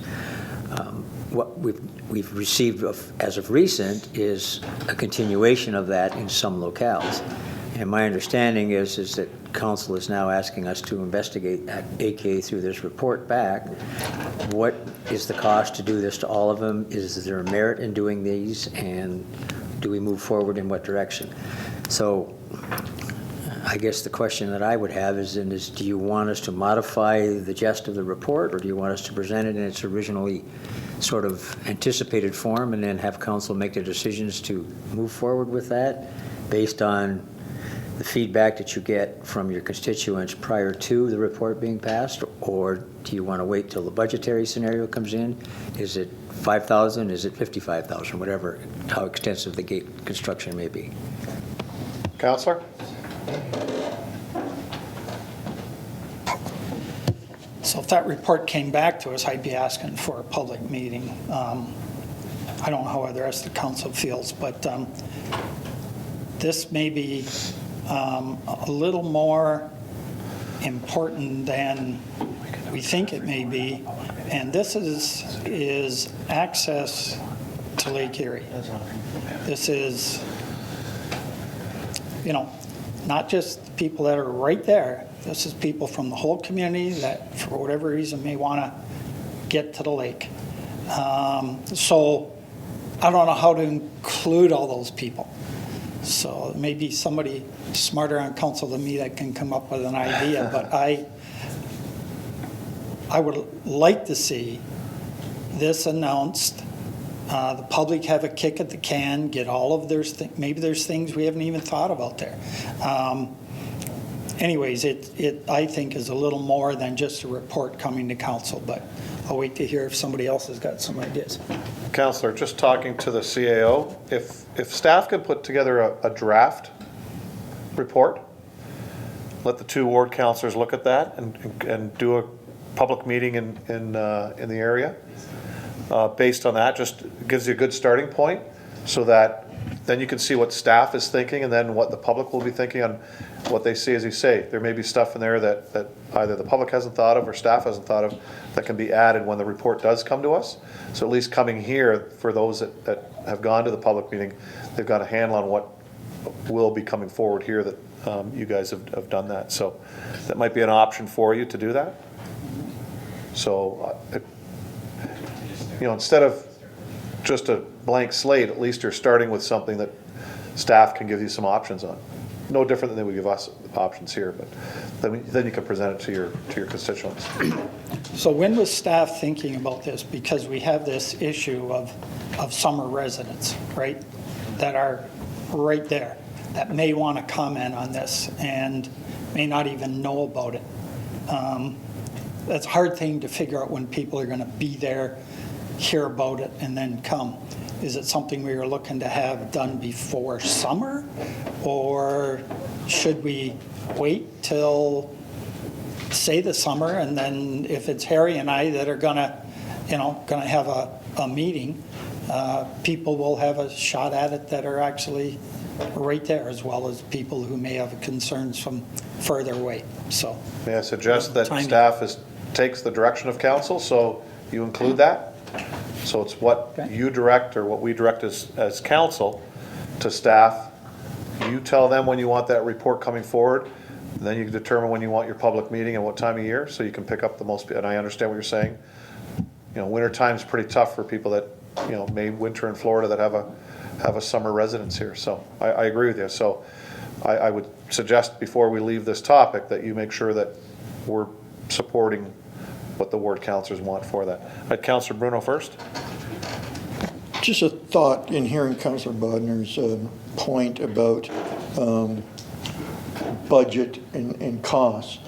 I'm wondering if it would be helpful through each of the councilors, if somehow, whether it's yourselves or staff, getting an indication of what potential dollar amounts could be involved, just so you have a placeholder in the budget discussions, and then you're not losing what might be a year to do that. So I just think whichever way you go, front end or back end loaded, that if you're going to want to wait for summer residents to come, I'm sure we'll be finished the budget, then it'd be a shame to lose a year if there's a cost implication. Okay. Councilor Borgard? Through your worship, in the event you're going to have a public meeting on this, I do request that staff reach out to any local associations in that area. There is the Lorraine Bay Association, and I'm sure there are other associations as well. Are there other associations? I don't think so. That, I think, would be the best way to get numbers and maximize the public attention. And then that's all. Thank you. Councilor Wells. Thank you, Your Worship. My understanding of what was proposed to or directed to staff was a little bit more extensive than just the gate access. It was actually the consistency on the roads and road ends, including parking, speeding, access. So my understanding of the report that would be coming back would be more than just the gate access. So I just wanted to make sure that we don't leave something that we have said to the constituents would be looked at. So, okay? Okay. Thank you. Councillor? Thank you, Mr. Mayor. So I appreciate Councillor Brunel's budget discussion. I'd ask staff if that part of it, can that part of it be introduced by budget time? Were you planning on having that by budget time? Chris? Through you, Mr. Mayor, to the rest of council. The staff has already put together numbers for the actual physical gates per se, so that can be brought at the budget scenario. But as Councillor Wells had alluded to, there were other things within that agenda, for lack of a better term, that were brought forward by council that they wanted staff to investigate. And that involves, as was said before, signage, traffic control. Do we create parking lots? Do we not create parking lots? How do we control? And as Councillor Wells has said, create some consistency in every one of these road allowances if the physical conditions of that road allowance allow it to be so. There are a number of the road allowances that are not a clear 66-foot path to the beach. Some of them are very narrow paths. The best example of that would be Holloway Bay, where there's a large dune at the end of the municipal road allowance, and the dune is about 80 or 90 feet high, and there is no access to the beach from that process. So I think you would have to look at those almost on an individual basis. So the report was intended to was to be quite extensive in addressing each of those specific locales, so that council could then make the decisions on which ones we're going to try to, as Councillor Wells had said, try to be consistent in the application of the policy or the plan going forward. So in hearing back and forth most recently this evening, and in part of the continuation of that discussion is, does council, specifically the Ward 4 councillors, want staff to wait until such time as they've had more public input? We can give you dollars and cents at the budget scenario and say this is what we can do going forward for X amount of dollars, whether it be gates or parking lots or signage, and you can look at those options. But in the meantime, if they want to wait and get everybody's input, or as many people as possible, that's going to be a time issue that you have to decide when you want us to deliver all this. Councillor? Okay. Harry, do we need to talk this over and do it next meeting, or do you think we can come up with something here tonight? I'm just worried about the summer residents, and they should have their input into it. So, Councillor Wells? Through your mayor to Councillor Bodner and the rest of council and staff. With regards to a program, if we establish a start of the program, aim for consistency throughout the program, we can roll the program out as budget allows and as time allows. So I think that we can initiate this as soon as possible through the budget process to get it started, and then just help carry it through as we go through the time frame to get those roads done, because I don't think we would get all those roads done this year anyway. Okay. Councillor? Through your worship, in terms of the gates, I know there are issues regarding access to the lake. So if we start rolling out gates, putting these gates in, how are we going to deal with the issue of access? Like there's inconsistency in terms of keys. We have a key program, and there's potential that there may be just cards or nothing, and staff have to go open it for a price. So how do we implement it slowly, but yet still take that in consideration? Chris? Through you, Mr. Mayor, to Councillor Beauregard. As Councillor Wells had said, the staging process is probably the only way that council will be able to, I guess, embrace and entertain the expense of it, because to do it all in 1 year, I think it would be quite a costly endeavor, depending on how extensive the program is. But we do have some of the gates specifically, but the program is involving more than just gates. So it's how do you want to limit that? And then that's a policy that council will have to, staff can come forward with recommendations on how to manipulate or handle it, the logistics behind it and what's involved, and potentially those costs. As you had said, does staff have to go out and collect fees to open a gate or shut it or make certain that it's secure? So there's a lot of discussion that has to happen and a lot of direction that has to come from council as to what do you want staff to implement. We can come up with ideas and suggestions and give you dollars and cents, but ultimately it's going to come back at this forum to have you. Councillor? All I was trying to say is I just want there to be a policy before we start rolling out more gates. That's all. So thanks. Thank you. Councillor Bodnar? Thank you, Mr. Mayor. I'd like to see a draft report come, as the CEO suggested. We can look at it. I'd like to see us have a public meeting at the end of June, and then go from there. I wouldn't want to see staff starting to implement things before we have a public meeting. And I think we see that draft report, we may be okay with some of it, maybe not okay with some. Like the gates that are there now, if you want to play around with the keys or put a guard gate there, I don't care. But don't be putting up any new gates until we've had a chance from the public to say yay or nay on this. Okay?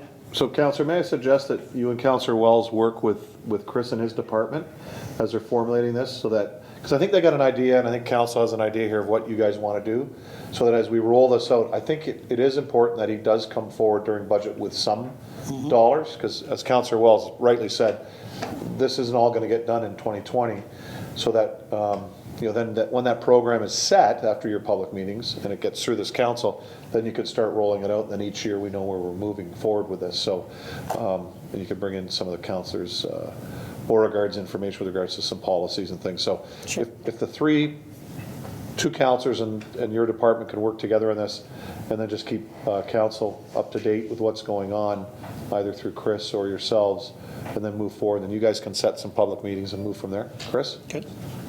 Through you, Mr. Mayor, to the rest of council, if I may suggest that I'll have staff put a dollar value into the budget process, which is essentially an account or a reserve account or a budget, if you would, and it may not represent, it may represent 2 or 3 gates and some other fixtures, whatever the pricing works out to be. But that being said, we can put that into the budget process, establish those funds and set them aside for this work to happen.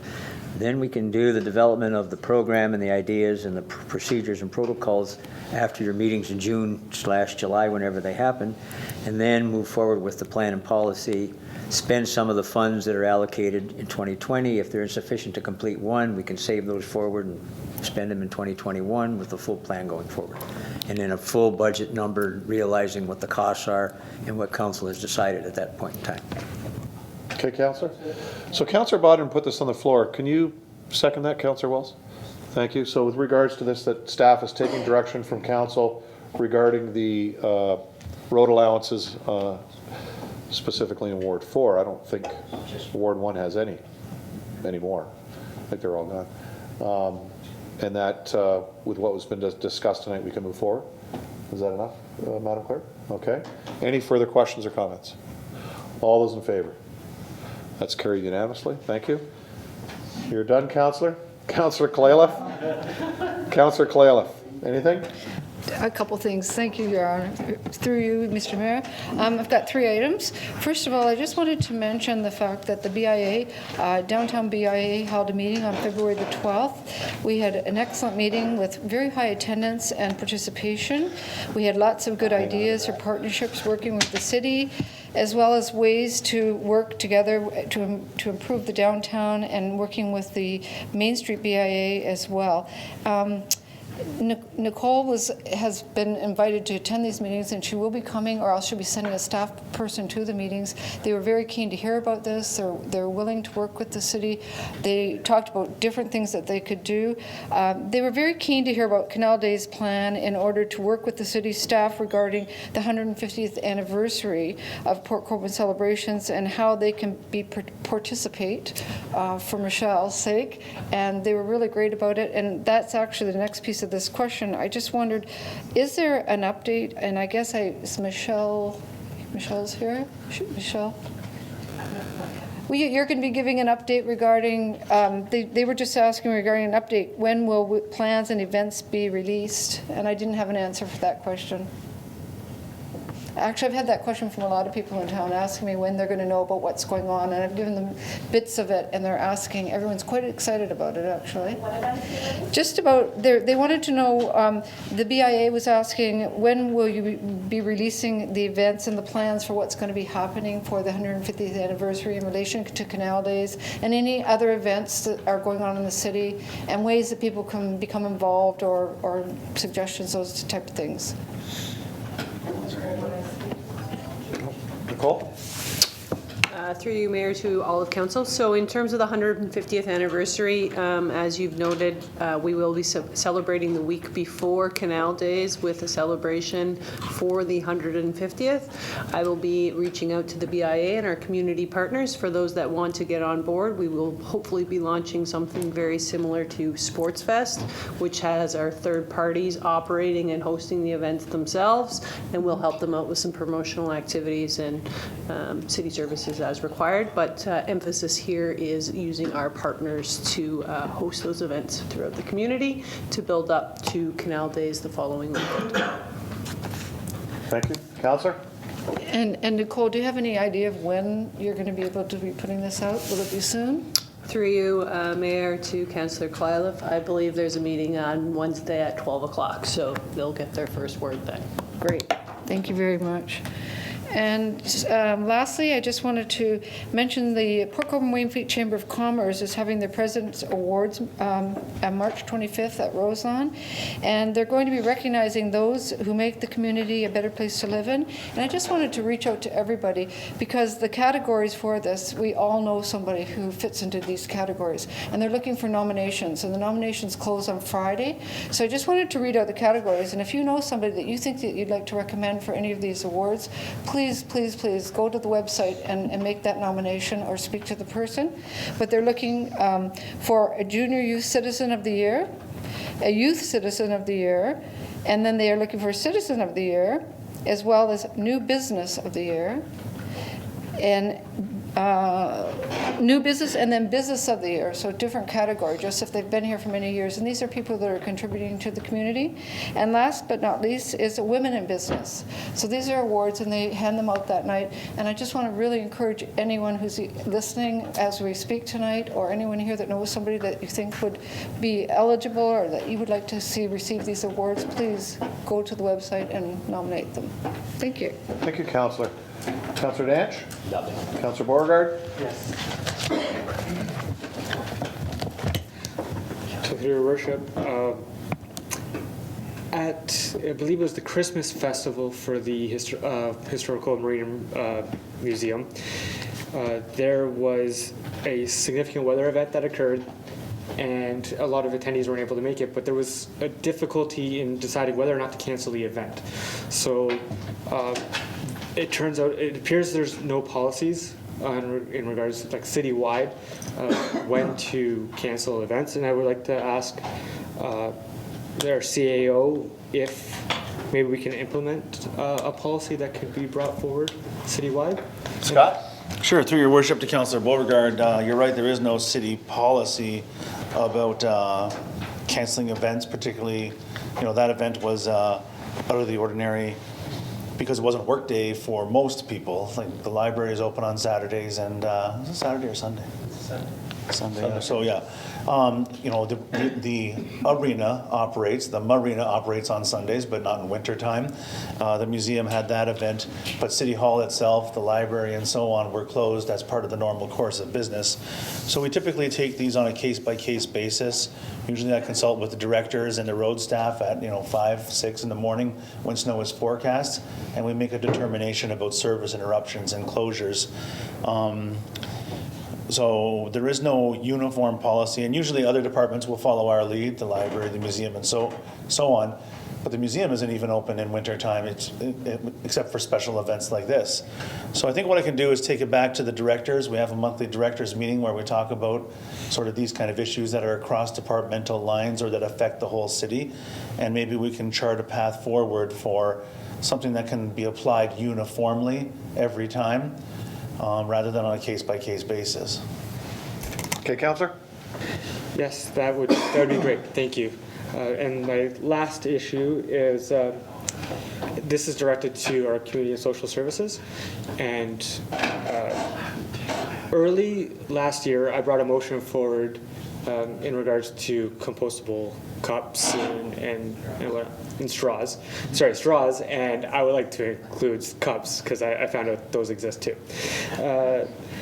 And I was speaking to the director about it over time, but haven't really seen anything come forward. And she did mention that it would come in budget time. Nicole, if you know whether or not that is a budget item to be seen, and if not, if you can just make sure that it is included, because it has been a while now and I have yet to see anything come from it. Any update, Nicole? Through you, Mayor, to Councillor Beauregard, I can certainly reach out to the director to find out what the status is on that. In terms, I believe she was going to be working with the Environmental Advisory Committee. I don't know if it was been brought forward there as well as an option to be produced. Okay. I've noticed lately other municipalities in Niagara are starting to look at their festivals with regards to not only their own initiatives that the city may do or the town, but their vendors. So the type of product their vendors, some aren't allowing styrofoam containers. They have to be a recycled cardboardy type container, or, yeah, whatever they call those, paper type product, I guess. But they're compostable, so they actually go in the green bin, and then they're so more and more communities are moving towards that. So it's gone beyond the straws now. So that's probably something that your committee can look at. But Nicole, if you can actually talk to the director and move that forward. I mean, that may not be something we can do this year because we've already started, but we could probably put our people on notice that moving forward, these are initiatives that we're going to look at. So, and we should probably follow some of the leads of the other municipalities, also the NPCA and what they do at their event, what policies and procedures they have. Okay, good, thank you. Yep. Through your worship, to the councillors that sit on that committee that Nicole has mentioned, has anything come forward to you in regards to that? Okay. Nothing yet. It was supposed to, so, okay, thank you for that. Okay. Councillor Bruno? I can give you that back. Yeah, I'll give you that back because we're not going to need it now. You move things along Yeah. pretty good there. Councillor Bagu? Thank you, Mr. Mayor. I'm just shocked. I was ready to wait another 10 minutes yet. Just a short comment. I was in a motion. Quick comment and observation. Last week I took my granddaughter to the arena for the parents of tots skating. They have it twice a week and different days, and her and I were on the ice by ourselves for the first 20 minutes. And somebody else came out, a grandfather, a father with a young boy, and the five of us had the whole arena to ourselves. And I'm just hoping that the public would look on the website and the grandparents and parents take the initiative to bring their kids or grandkids out to the arenas, and for $3 you can't go wrong, and it's great exercise, and they have the little pushy things to teach your kid how to skate. I've seen adults use them in public skating even, so Counselor Bruno, you're welcome to come out and skate. But like I said, for $3, it's graded. Counselor Dench there with a new grandson. I'm sure he'll be out there in about 2.5 years. The other one's already skating. With the new grand one. That's all, Mr. Thank you, Mayor. Councillor. Councillor Desmarais? Thank you, Mr. Mayor. Through you, I've got a few items tonight. The first two are just simply announcements. First one being from the Niagara region, Social Services Committee, Barb. So there you go. It's further to that. It's Niagara Counts. And if anybody is aware of this is something that is done quite often where a point in time count is done, and it's done for the purpose of establishing the numbers for homelessness. So this is a really important piece. It will be held on March 25th between 8 p.m. and 11 p.m., so it's not a long commitment of time. Training is being made available. If you go to the Niagara Region's website, look under the Social Services tab, and you'll see Niagara Counts. If you can, please do participate in that. They're looking for volunteers, so it's very important. It's really quick and easy, and the training is not too extensive. I've done it before, and I'm going to be doing it again. It's a really straightforward thing, but it's just a 3-hour commitment.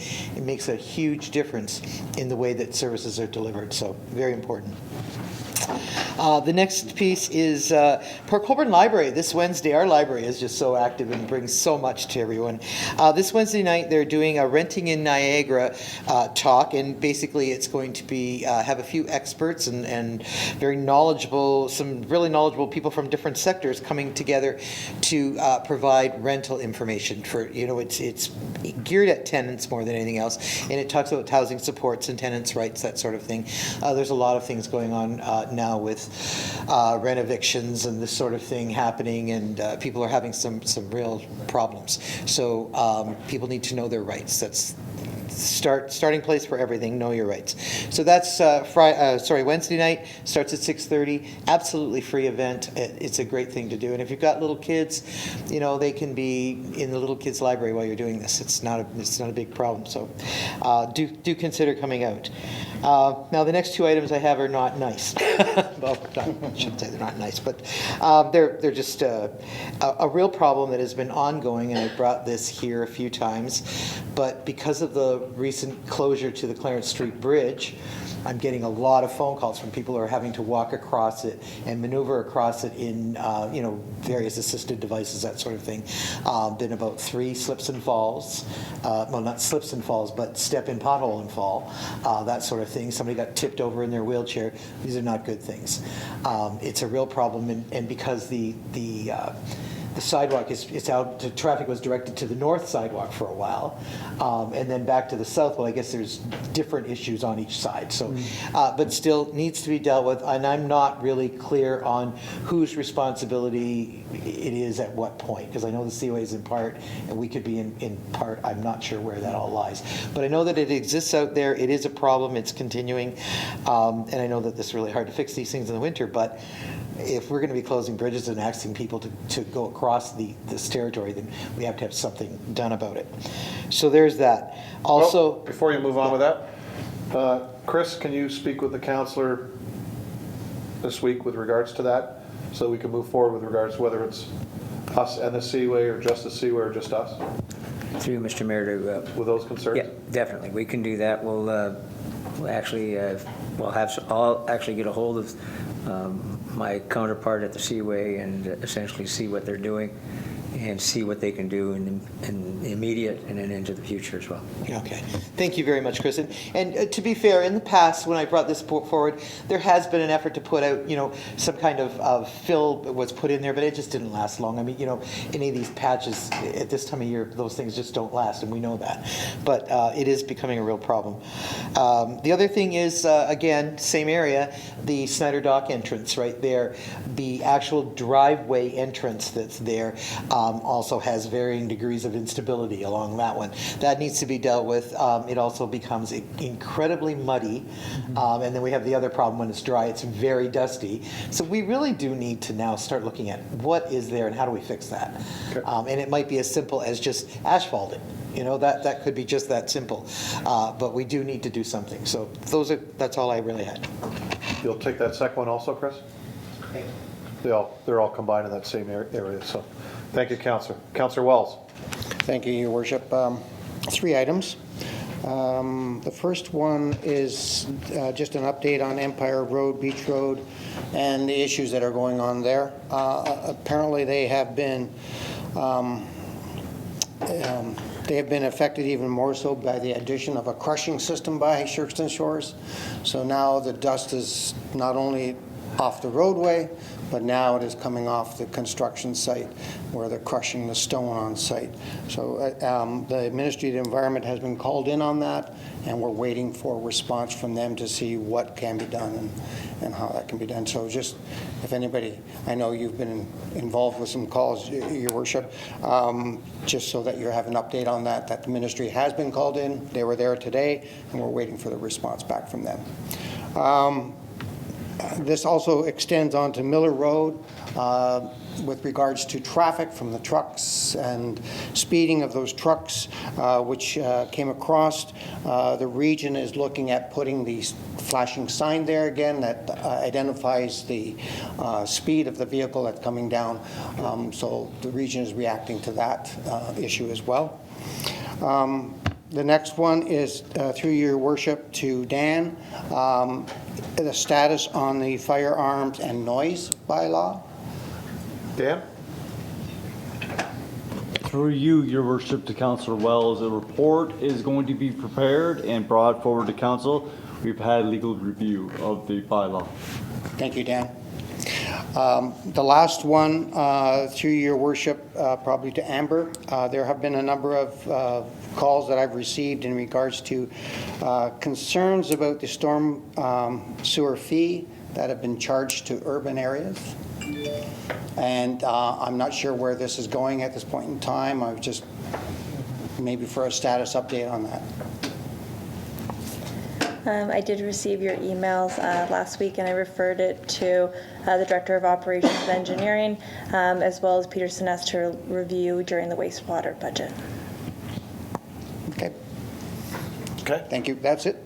Good, thank you, Councillor. With regards to the policing side of those roads, I'm trying to get a meeting set with myself and the staff sergeant to look at, because they have been in areas. I mean, obviously we know they can't be on roads, the same road every day, but I just want to get an update. He's given me some updates. One was Barrack Road issue down there, which seems to have simmered down somewhat, but I'll get an update on Miller and a few others that and we just keep reminding them to blitz every once in a while and look at that. Councillor Demery? Oh, sorry, Councillor Wells first. Just a response to that, Your Worship. With regards to the police, it's my understanding they cannot park on private property. And some of the residents are asking them to park in their driveways. We're not allowed to do that. Yeah. So, but they can still blitz there. They can sit on a side road and, a side intersection and things, but even just patrolling the area and looking for, and it's usually mornings and late afternoons when you get the heaviest of traffic, people coming and going to work. So, Councillor Demery? Thank you, Mr. Mayor. Through you, actually further to Councillor Wells' comment about that particular intersection, I just remember driving through there, I think it was about a week and a half ago when we had the rain. That intersection was so full of mud, it was unbelievable. A car came along and was coming out of Chippewa, making a right onto 140, and literally fishtailed out, and it was just slid along the mud. It was just unbelievable. Like I don't know how that accumulates in that amount, but it was really bad. So we definitely need to do something about that, because in the summer that's going to be a dust issue. So something has to be done about. You're saying Chippewa and Miller? No, sorry, Chippewa and 140. I'm sorry, I was at the 140 here. Yeah, right there at the lights. Yep. Coming out around that. I mean, it was really slippery. It was just all mud. Yeah, so something needs to be dealt with there. I was going to say Chippewa doesn't meet Miller. Yeah. So that's okay. Sorry, Glad yeah. 140. Okay. Okay, yeah. Thank you. Okay. So that might be an MTO issue with Chris, right? So us and the MTO, okay? That's it, Council? Perfect. On to consideration of items requiring separate discussion. Councillors, I'm going to bounce a little bit here just to get staff through this. I'm going to go to item 5 first. Councillor Bruno. Thank you, Worship.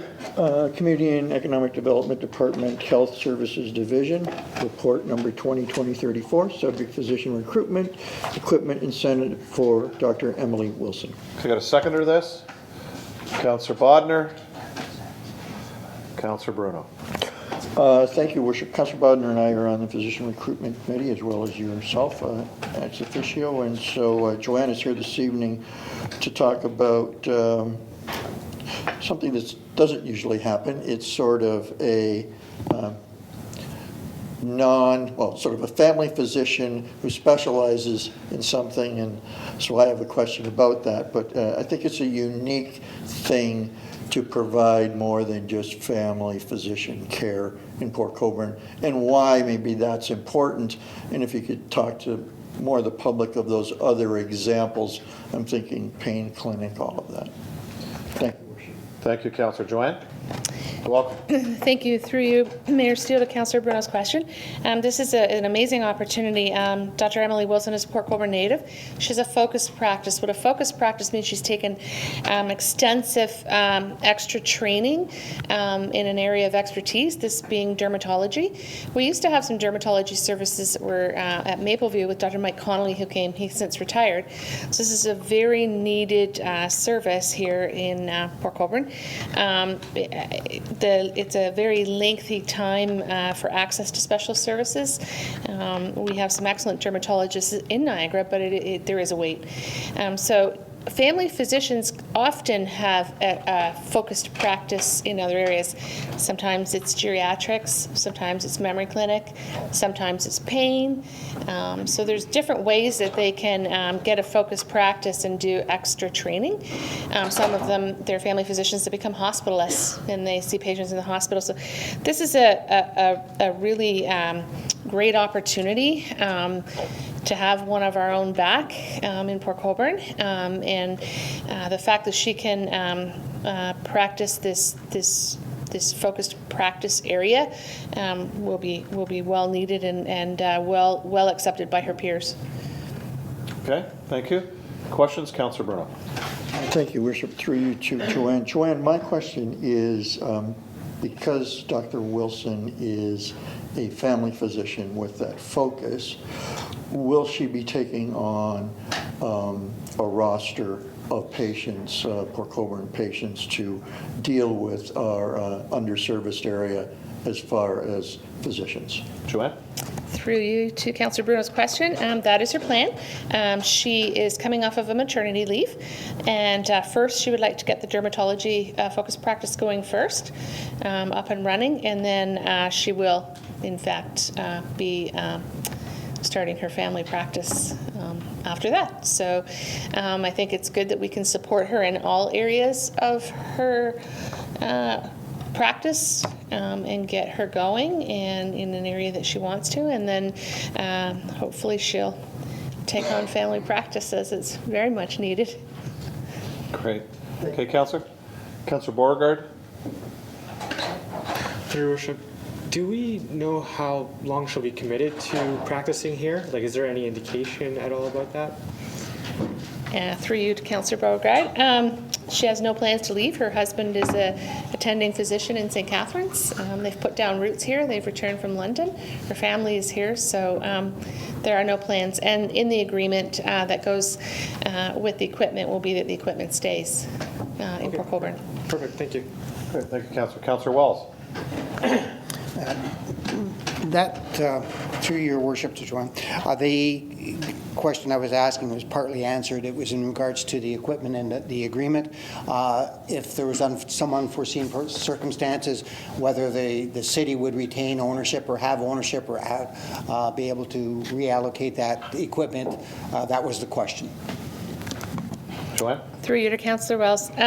We don't really want to maintain ownership because medical equipment requires very expert conditions on how it's being kept. So we don't want to be held culpable or liable for a piece of medical equipment. This is all equipment that would be very well used and welcomed in any type of family practice. So I think the fact that it would stay, especially since it's a new build across the road and that's where the clinic is going to be, it would stay. Okay, Councillor Bodnar? Thank you. Joanne, can you confirm that this is our standard practice anytime we would buy something for a physician coming in, that it doesn't go with the physician? It's basically Port Colborne's? Joanne? Yep, through you, Councillor, to Councillor Bodner. Years ago, we outfitted a couple of exam rooms for use of, for Dr. Remington for Mapleview that we were using for the memory clinic, and Dr. Remington subsequently left, but that equipment all stayed. And then when we had physician oversight with Dr. Stobie, that clinic continues today. So all of that equipment continues and stays in the location. Thank you, Councillor. Any further questions? Councillor Bagu. Thank you, Mr. Mayor. First of all, just a couple of questions. Does this request come through the Port Colborne Medical Education Recruitment and Health Services Committee, or is this something else? Through you to the councillor's question, it did not go through the committee as we had already met, and this request came in after the meeting, and so I did send an email to the chair, and then went directly to the CAO and brought it to council. Okay, my next question, I think last year in budget was $35,000 in total that went to the committee, if I'm not mistaken, Mr. Mayor. And I'm not 100% sure of the dollar amount, CAO? Something like that. So this $8,000 that you're asking for, is this going to be part of the $35,000 that potentially could be asked? I've heard rumors that the committee is going to be asking for $80,000 plus this budget year. That's just a rumor, though. Through you to the councillor's question, we do need to put money into reserves. What we gave to Dr. Freilich and we've given to other physicians in the past has been $35,000 as an incentive. We are hoping to, since the latest numbers from the ministry show that 47% of Port Colborne currently does not have a family physician, we are very actively recruiting physicians. So if we have the opportunity to recruit, the ask was that we would put a physician, at least one physician, into this year's budget. I wasn't here last year during budget time, so I don't know what was put into the reserve, but that we do need to have a healthy reserve in order to remain competitive within the other municipalities and their recruitment. I do have a physician recruitment incentive policy and guideline that's supposed to be coming through council. Similar to the one that went through 440. It gives a historical perspective on what's been given, and I think that needs to come forward. But in order to remain competitive with the other municipalities, since we have the highest number of unrostered citizens in the region right now, we do need to really think about this. Okay. Would anybody know, Mr. Mayor, is there any money at all in the reserves right now, or is it empty? So through your worship to Councillor Bagu, the reserve was depleted to zero last year. But in the normal course of business, we put $25,000 or $30,000 per year into the reserve, and then we disperse it through these staff reports that are approved by council. And we're starting the year at zero. We're budgeting to put money in this year. Okay, thank you. Last question, Mr. Mayor. You mentioned that Dr. Wilson will eventually get back into family medicine. Is there a timeline? I'd rather like to know, is it within a year? Is it within 5 years? What I'm looking at is, I'm a true believer in family physicians or nurse practitioners, and I think a lot of that money should go to them rather than sort of specialists. So. Through you, she has not given an indication of the timeline of when she will, but she will. She's a family physician, so I'm sure she will begin to start her family practice at some point in the near future. Okay, thank you, Councillor. Any further questions? All those in favor? Opposed? That's carried. That's done. Okay, we'll go back to item 1, Engineering and Operations Department. Councillor Kalaleff. Through you, Mr. Mayor. I just wanted to ask a quick question. Oh. Yeah, please get it on the floor. Item 1. Engineering and Operations Department, Operations Division, Report 2020-31, subject Greenhouse Gas Emissions Reduction Plan 2020. Thank you, Councillor. Seconder, Councillor Beauregard. If you do note, we do have a presentation by May Lannon, Climate Change Coordinator. I'll let May go first and then questions after. Welcome, May. Thank you. All right, so I'm just happy to be here to give an update on our plan and a little overview. So I'll start with the background of how the plan came to be and then go through some of the formalities and then the details that I think are worth highlighting specifically. So back in the summer of 2018 was when the city applied to the Federation of Canadian Municipalities for a climate change staff grant, and that following spring, staff learned that the request for funding had been approved, after which we selected the climate change mitigation option, wherein the city will work on reducing our municipal greenhouse gas emissions through the development and implementation of this plan. I think it's also worth noting that we're one of 64 municipalities across Canada participating in this, and one of 5 in Niagara participating in the grant. Through participating in the grant, it demonstrates that the city recognizes local government's role in fighting climate change, and we're asking for council's feedback and endorsement of the plan. So the plan itself has been developed as a guide for the city to reduce its greenhouse gas emissions, and we're focusing on corporate emissions. So this is going to be in the sectors of facilities, which are facilities that the city owns and leases, and that we pay the utility cost for. The fleet, which will be all city vehicles and machinery. Streetlights sector includes traffic signals as well. And then landfill solid waste is the waste generated at our facilities and from our public receptacles.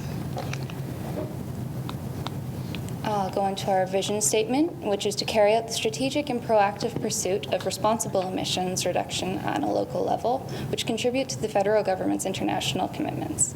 Bearing in mind that one of the main considerations when establishing infrastructure is climate, it can be expected that the rapid change in climate will have a crippling impact on existing infrastructure. By taking action, the city has the opportunity to save money in municipal operations, lower energy costs for residents and businesses, and increase investment in the local economy. So the city's greenhouse gas emissions reduction actions will contribute to the long-term environmental, economic, and social well-being for the residents, businesses, and visitors of the city. The city plans to lead by example in the community through the allocation of resources necessary to develop and implement a strategic plan aimed at reducing greenhouse gas emissions and the related environmental impacts while increasing our energy efficiency. We're also committed to the promotion of responsible greenhouse gas emissions and energy management throughout the city while implementing economically viable emissions reductions projects and organizational measures and renewable energy initiatives where possible. And of course, committing to the compliance with legislated environmental requirements and the continued improvement of the plan and projects through the future. The backbone of the plan comes in our emissions inventory. And so up on the screen here on the left, we have our energy by sector, and then on the right by source. So while the plan focuses on emissions, those emissions are calculated through the energy consumed. And I think it's important to look at this before we look at our emissions so that we can see that the buildings are by far our largest sector, and then the building energy used would be the natural gas and electricity, which we use similar amounts of electricity and natural gas. So then moving forward to our emissions, they're not directly proportional, but we still see that buildings are a significant part of our emissions output. And then when we look at natural gas and natural gas and electricity, they become much more separate in how they account in our inventory. And I'm just noticing it probably shouldn't say energy in the title, and waste should be there, so I'm sorry about that. The addition of waste in our emissions inventory and the exclusion of it in our energy inventory is because all of the collection services are outsourced, and so the emissions associated with waste only come from the breakdown of waste that we collect at our facilities and public receptacles. This table is a little bit confusing, and so I thought I'd take some time to go into further detail. I'll start off by saying that many municipalities in Ontario who have set emissions reduction targets have set those targets of 20 to 30%, which follows federal guidelines and provincial guidelines. However, they have used a baseline year of a year prior to 2015, meaning that coal-generated power would still be in the electricity grid of Ontario, and so any reductions that they see in the future will be partially to do with the elimination of coal afterwards. When we look at our facilities from the year of 2013 alone and compare it to 2017, which is our baseline year, we see that our energy consumption actually increased while we had a significant decrease in our greenhouse gas emissions. So that demonstrates that that was mostly due to changes on the provincial level and not something that we actually changed ourselves. When we move on to look at the full inventory on the right side of the chart, it demonstrates a 14% change in the inventory overall. And so we've committed to a 10% reduction by 2030, which of course on the surface looks low in comparison, but I think by showing this, had we committed to a 20% reduction, we'd already be at 14% of that before even starting if we'd chosen a previous date. And that 10% is, of course, broken down throughout all of the objectives attached in the appendices of the plan.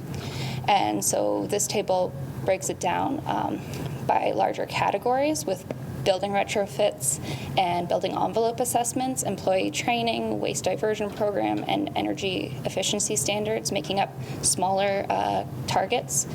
And then our higher target will be the application of a green procurement policy or a climate lens. And just as a refresher, a climate lens is a metric used to determine whether an action or a project contributes to our commitments to reduce our emissions or might be acting against that. And so that would be something that we might be using in our purchasing. Other municipalities use it in their planning decisions. And that's something that I plan on developing over the next 6 months, so by the next milestone in our grant. Just to go over, the implementation of this plan allows us to specifically target emissions reductions actions, but we haven't been able to do previously just based on our resources. We hope to do annual monitoring of our emissions of all sectors and not just our buildings that we've done previously, with updates to relevant staff and, of course, council. And then it's also recommended that we update this plan in a 5 years' time. That recommendation is due partially to the fact that our trajectory might change as we start accomplishing tasks and see how those affect our inventory. And also the change of technology and the availability of that technology changes so fast right now that I think it would be in our best interest that while this is a 10-year plan, to review it in 5 years' time just to make sure that we're still on the right track. And so now, if there are any questions specifically to the plan, I'd love to field them. Thank you, May. Great job. Thanks. Counselor. To me, I have 2 questions, but first I just would like to say that a great presentation, and I am very pleased to see the city doing this and putting forward this type of initiative. But my first question is, can you clarify the reasoning behind using 2017 as a baseline year? Of course, through you, Mr. Mayor, to the councillor. So 2017 was the year that we had the most complete set of data that accurately represented operations today and also the emissions factors of today. So we decided to use that because it was most recent. We didn't have the 2018 data yet, and we didn't want to use something before then. Also the implementation of the Colborne Engineering and Operations Center came online that year, so it was good to have those numbers as well. And why did we choose the 10% reduction rate as opposed to like the 20 or 30 like other municipalities have chosen? And second, follow-up to it would be, to that question is, will having a lower reduction rate, like 10%, have an effect on future funding from maybe provincial or federal government grants? So the first part of the question, why we chose a 10%, the 10% was based on what we can do at this point. And so back to looking at that natural gas was our largest contributor to emissions. So we wanted to target our buildings. And so what we can do budget-wise with our buildings to make them more energy or emissions efficient, we could only get to a 10% reduction at this time because a lot of different technologies focus on electricity reductions, and electricity reductions wouldn't get us far enough to meet something higher. So it was the most realistic goal that we had.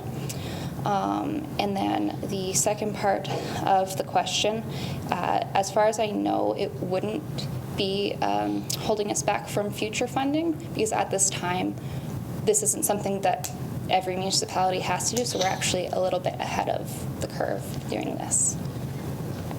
Okay, Councillor. That answers your question. Councillor Clayliff? Hi, May. I just had, through you, Mr. Mayor, to May, I just had a quick question for you. I sit on this committee, and I've seen the report, and May's done a great job on all of it. I just had a question to ask you, and I just wondered about the Environmental Advisory Committee. Did you present this to them, or did they have comments or have a chance to look at it all? I know it's the city versus internal corporately, but I just wondered where we stood on that. May? Yes, through you, Mr. Mayor, to the councillor. So my position states that I'm the liaison between our group, the ECC, which is the corporate focus group, and the EAC, the community focus group, and I did present to them in January, not specifically this plan, but the overview of our goals and our focus, and I do hope to update them on our finished plan. Thank you. Thank you. Thank you, Councillor. Councillor Bruno? Thank you, Worship. Thank you for your presentation. I'm just wondering if, with the public, if you can share perhaps a bit of the future with us as to how you plan on achieving that goal. Are there any programs, processes, changes you're working on with the rest of staff? Or is it too early on to do the reveal? Thank you, through you, Mr. Mayor, to the councillor. All of our objectives have been determined whether they are a first-year goal, second to 5-year, or the 5 to 10-year range. And so working with our internal committee, we've have some facility-specific goals set, and then also with the staff education, we have our Niagara College intern working on that project right now. And then again, the procurement policy is something that I've been in touch with some other climate change coordinators and the partners for our Clean Air Protection Group as well in developing the climate lens. So that's something, those are going to be the focuses of the first year. Councillor? One last one. Do you know if they will have any 2020 budget implications, some of your projects to achieve that goal? Thank you, through you, Mr. Mayor. All of the first-year goals, so all of the things that would be taking place in 2020 were items that we went over with staff that were already budgeted for, and so then it's just accounting for them in our inventory at this time. Thank you, Councillor. Councillor Bagia? Councillor Bruno stole my thunder, Mr. Mayor. Thank you, Councillor Bagia. We got our 10 minutes back. Councillor Dadge? Through you, Mr. Mayor, to May. On the emissions side of things, are we looking at these trucks that are parked on the side of the road that are idling for, the last time I was sitting in a local restaurant, 20 minutes? I mean, that's got to be a gas issue or an emissions issue. Are we looking at maybe telling these guys to shut these trucks off every once in a while? Because I know I pay for my fuel and it's not free. So if you're talking about city vehicles, we do have an internal no idling policy. And so some of our vehicles need to be idling, I believe, to work their amber lights. So part of the fleet-related goals are looking into making sure that we have the technology so we don't have to have our vehicles idling when they need to use those items. But otherwise, we do have a no idling policy that should be followed, but may be included in some of the staff education. Councillor? I know you can get some of these trucks set up that only idle for so long and they shut down. No doubt these amber lights are working, but they're, you know, low voltage in that. I mean, I don't see a reason for a truck to be sitting there for 20 minutes while we're trying to snow blow a parking lot or a parking area, and, you know, there's really nothing going on. I mean, it's a complete waste of fuel. It plugs up the trucks and everything else. Thank you, Councillor. Councillor Wells? Thank you, Your Worship. Through you to May, I've got a number of questions here. I believe the plan, May, is a good start, but I found that when reading through it, there were a few things that I saw some opportunity for improvement on it. So just to help me here, are there any legislative requirements that require the city to establish and implement the greenhouse gas emission plan? Through you, Mr. Mayor, no legislated requirements. It's just a requirement through our grant that we do this at this time. Okay. So your report identifies 4 focus areas, and a little differently than that plan there, if you read into the meat of it: facilities, staff, fleet, and solid waste. Has there been a baseline done for each of those focus areas and the components that make up those focus areas that quantifies the current energy performance and compares it to the best in class and identifies the target energy reduction of the plan? Okay, so through you, Mr. Mayor. So how I have it broken down here is slightly different than how I have it set up in the appendices, only because some of the appendices items have crossover, right? So like the waste has something to do with employee training, and so that's why it is set up in that way.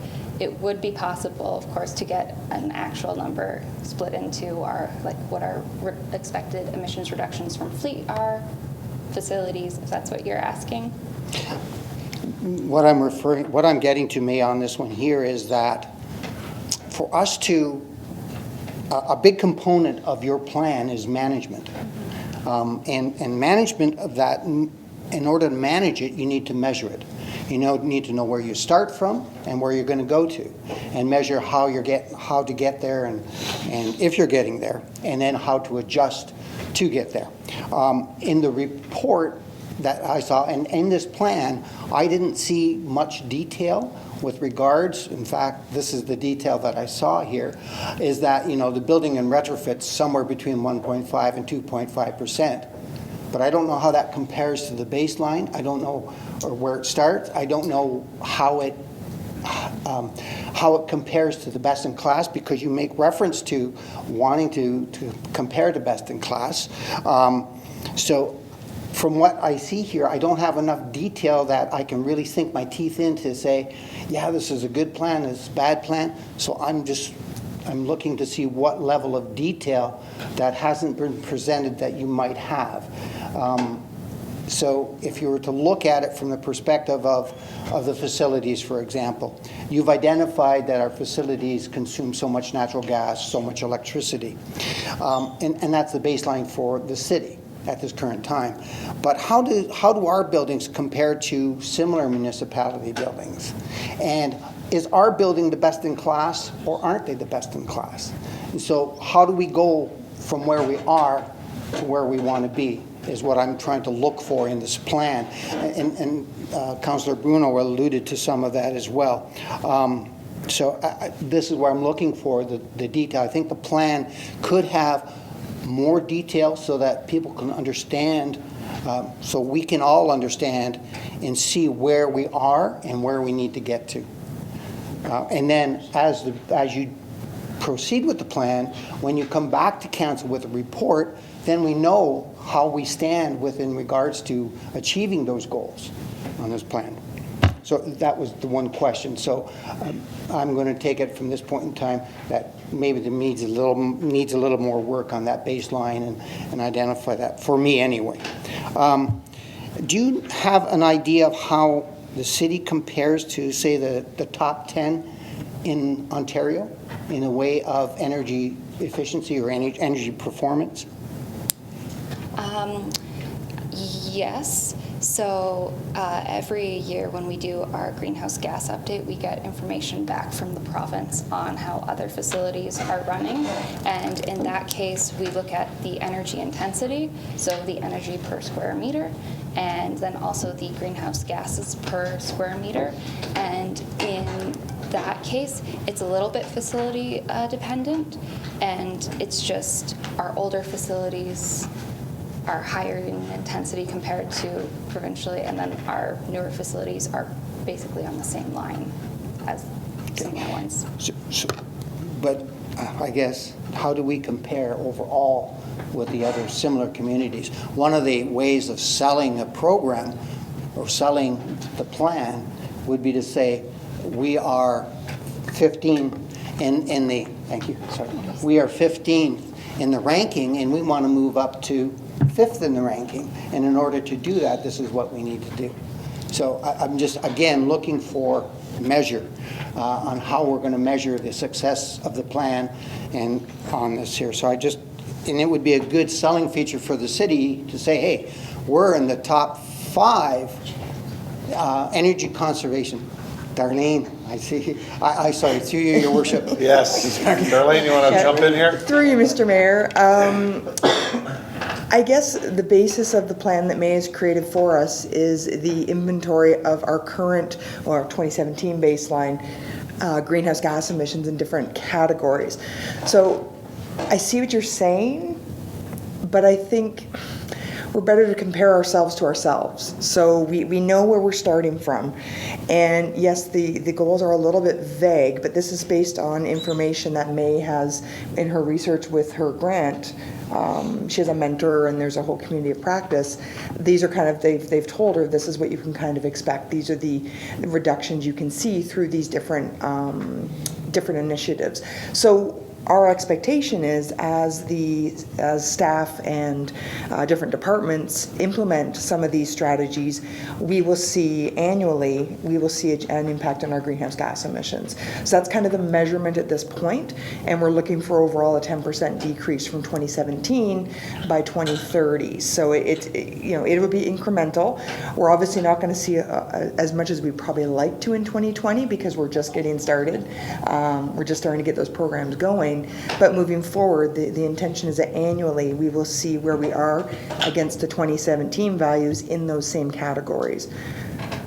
Is that kind of, and May has more to add. If I could just add that this grant focuses on small municipalities, and part of that reason is that only large municipalities have really done greenhouse gas reductions plans. So the only thing to really compare ourselves to in a total corporate inventory are municipalities that are not the same size and don't have the same operations. So it's something that, again, the data set is being kind of developed now through the grant with everyone. Through you, Your Worship, I can appreciate that, and I understand that this is some new territory that we are all going on. But again, it's a matter, Darlene, and I'll respond to you, is of what you said, that there's a program, there's a plan. The idea is if we want to release this, we need to release that plan. And what I'm saying is I didn't see the full plan in this. I didn't see the detail in the full plan. And in comparison, May, you just said that larger municipalities have done more work in this area. And when I went and I did some research on this and did looking at this, I found a lot deeper detail in plans that could be the best in class, that maybe we should be looking at so that we can identify where we need and what we need to do. One of the things that is a good selling feature on the plan is that, as your report said or claimed, that there's a cost savings to the city and the residents, but there was never an identification of what that cost savings was. So identifying these cost savings, identifying details like that, I find necessary for a buy-in, if you will.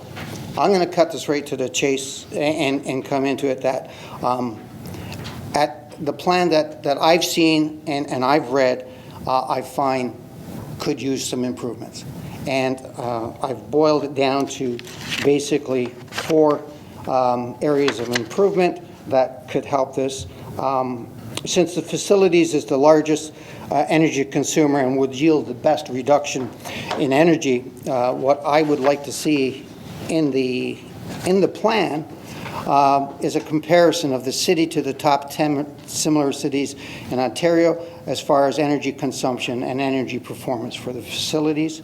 And since the best in class has been identified as a target or a goal, I would like to see a benchmark or a baseline for the major components that each of the 4 areas of focus are comprised of, and a comparison of that to the best in class, along with targets of percentage reductions for that component.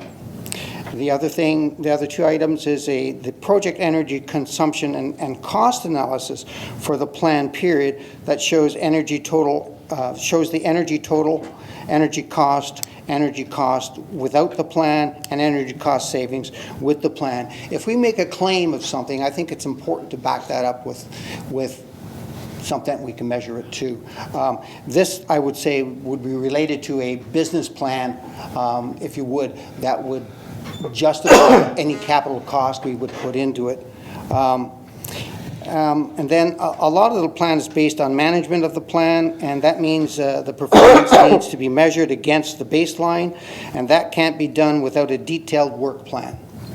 So what I would like to see is since this is a 10-year program, is a 10-year work plan on an annual basis with the focus areas of the component, the focus and the investment cost savings by electricity, natural gas, fuel, and solid waste, and then the greenhouse reduction and payback. That would be a complete plan that I would see and I would be able to say yes or no to. So those are the areas that I have. Brilliant. Through you, Mr. Mayor. All good feedback, definitely. We do have time constraints, however. The grant that we have May under is a 2-year staff grant, and we have milestones. If we don't meet the milestones, they don't give us our money, unfortunately. And the milestone we have now is, the second milestone is to complete our plan. And then we have to start implementing it. So I don't want to jeopardize, our funding. That is something perhaps we can take the comments into consideration and consider implementing them into the next iteration of the plan. I think right now we are kind of lacking in data, but it's because we're just starting. We don't have a lot of information to gather. It was a challenge enough with me trying to get the inventory with the information we have. So I think it's kind of like it's a starting point. It's a work in progress, and we will definitely refine it and make it more targeted as we move forward. I don't know if that addresses, but well, it sort of confirms my points that I raised in regards to the plan. And if that's the way it is, that's the way it is. Okay, thank you. Councillor, if you can forward that information to the staff members so that if they can implement it in the next phase of this, we can allow them to go forward with that. Please, thank you. Yeah, I'll do that, and I have some backup charts and graphs and things like that I've picked up. Yep. Good, thank you, Councillor. Any other questions? All those in favor? Oh, sorry. Oh, sorry, Chris. You're hiding behind the screen there. Yeah, there you go. Now I can see you. Through Mr. Mayor, That tan threw me off. to all of council. Essentially, what I'd like to, bring to council's realization is that this grant that we received to initiate and implement this program never existed previously. And the whole granting program is to get municipalities to entertain the idea of greenhouse gas reduction and subsequently through energy efficiencies. As has been brought out in the plan and in some of the discussions that have just happened recently, there are multiple sources of energy that we're using that have a different greenhouse gas footprint. So what this is doing is establishing, I hate to use the term baseline, but it's putting something out there for us as a municipality to say, okay, here's where we are today. Here's how many kilojoules and cubic meters of this and everything else that we're using. Let's try to put into place a reduction of some sort, 5, 10, 20%, whatever the number is that we think that we can attain in a 5-year program or 10-year program down the road. And then try and implement and look at the new technologies that come along on a daily basis, the new methodologies, and then push forward with that, trying to embrace that when grants are available for light retrofits or for electric vehicles or whatever those may be, to try to then obtain those 10 or 20% goals that you set for yourself. So really this first stage, is, if I can call it that, is us establishing that and showing the initiative that this is what we want to go to. How we're going to get there, I don't think any of us really knows yet because of all the things that can happen. So I just wanted council to understand that this is sort of that process, and we may be down the road 5 years, 6 years, 10 years from now, still developing and implementing issues and circumstances that this plan will dictate. Okay, great, thank you. All right, no further questions? Councillor? Just a quick comment to you as well, Councillor Wells. I sit on that committee, and I know that May's done a lot of work. And like they said, we went with the lower percentage of increase. We wanted to look at ourselves against ourselves versus the other municipalities, only because, like we've been saying, some of the numbers are just so unrealistic, it's not funny. So we thought we would rather set a lower rate to begin with and be able to exceed that versus always trying to get up to that. And I think the inventory was a lot more work than anyone ever imagined. It really was. I know that May did all kinds of work and doing things, and first kick at the can type of thing. And I know that there's lots of other things that we will look at moving forward. So I hope that everyone will be happy with it. Thank you. Okay. All in favor? All opposed? That's carried. Thanks, May. Thanks, Darlene.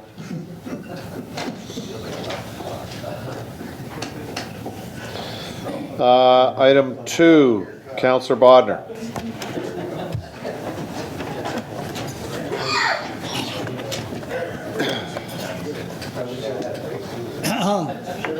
Hey, guys, let's go. Thank you, Mr. Mayor. I'll bang the gavel. Chief Administrator's Officer Report 2020-33, subject, update number 2, logo revisions and branding. Can I get a seconder? Councillor Desmarais. Councillor Bodnar. I just wanted I think it was automatic, Councillor, automatic. I think there's a presentation, Mr. Mayor, possibly. Just before that, I think when this first came to council, I may have been a little abrupt with staff in the way this was presented and everything, but being involved in past experiences of coming up with a logo or any kind of branding, it isn't an easy thing. And sometimes it's a no-win thing because 10 people got an idea and 20 people got another idea. So I appreciate all the work that went into it by staff. I still may call you up on some things. Thanks. Thank you, Councillor. Staff, Michelle? Through you, Mr. Mayor, there is no presentation tonight. The addendum has been presented to you, which outlines what council had requested at the last meeting was some feedback. So in your addendum, there is feedback provided by both BIAs, the Downtown and the Main Street, the Port Colborne Historical and Marine Museum, the Economic Development Advisory Committee, and a very lengthy report from your Port Colborne Public Library, which I am very thankful for if you've had the opportunity to read. So those were the feedback provided, and I'm here if there are any questions in addition to Susan. Any questions? Councillor Bruno. Thank you, Worship. Much like Councillor Bodner, I'd like to thank you for undertaking a task that is thankless and one that needed to be done. I think it's more important that we took on this task than any of the bumps we had along the road. Because at the end of the day, people often try to avoid big issues. So I commend you for taking that on, and I commend you for taking some of the recommendations for which I and others have espoused. I would like, so this, from my understanding is, just because we talked about having this report not go into a whole new regurgitation and outlay. So if I'm reading this right, please correct me if I'm wrong, that this report comes to the conclusion that the boat versus the schooner is the recommendation of your report. Through you, Mr. Mayor, to Councilor Bruno, that's actually incorrect. So at the last meeting, we just decided you asked for the report to be presented with the removal of the appendix that included option number 3. So I presented just based on the turnaround between the last meeting and the other council meeting. We just submitted the report, and the addendum would provide the feedback that would have provided otherwise. So the recommendation has been the same in all 3 reports that have moved forward, but the feedback in the addendum is what you would take into consideration when making your decision tonight. Got it. Okay, great. Thank you.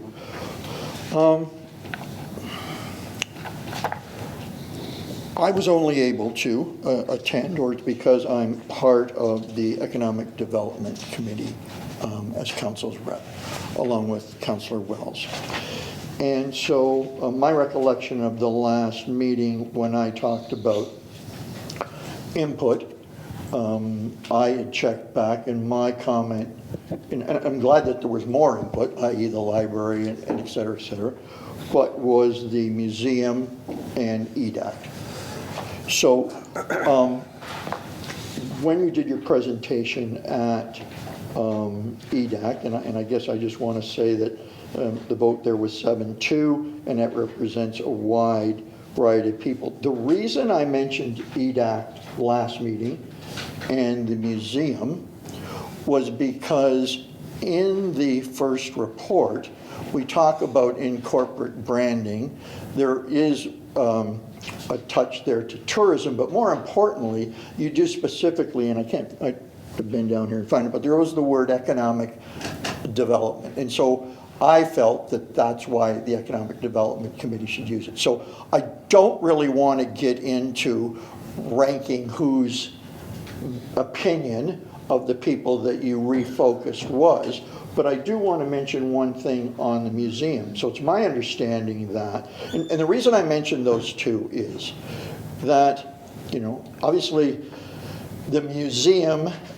just in its name, marine and heritage, the schooner, you get where I'm going, was paramount in their world and what they do there and the exhibits they express.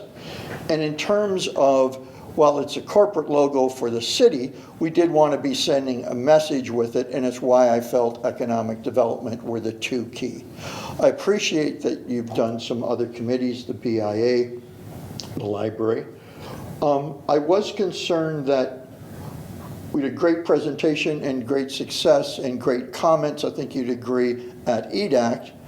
But on the museum, it's understanding that they had a meeting of the full board the next night, and I would have thought that would have been an opportunity to have the board members at the museum discuss this, because I think they're important to our heritage and particularly the marine side. You mentioned in your report in the comments that it was really just the staff member on the original group that commented, and the comment was, I like the schooner, but I can live with the boater. Am I paraphrasing that correctly? So I guess where I'm going with this really is that I wasn't happy with the rollout. I was potentially 50% happy with the inclusion of the two groups that I had suggested. But I'm just hoping that in the future, the process doesn't become the focus because we get it down right. So obviously, whatever council decides is I will get behind.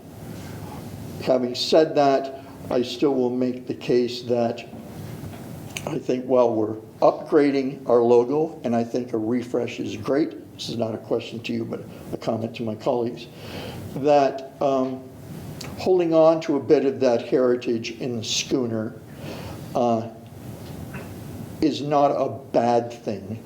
I mean, when you get economic development speaking about forward thinking and they're still with the schooner, and we don't really get a full-throated comment from the Marine Museum, I think sticking with a little bit of tradition and heritage in the schooner would be important. So I'm not going to belabor a more lobbying effort.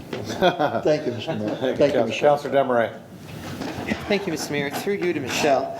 Well, Michelle, oddly enough, the phone calls that I've had over the last 2 weeks have had nothing to do with which ship to pick. And I was really surprised at that. I thought I was going to hear about everybody's opinion.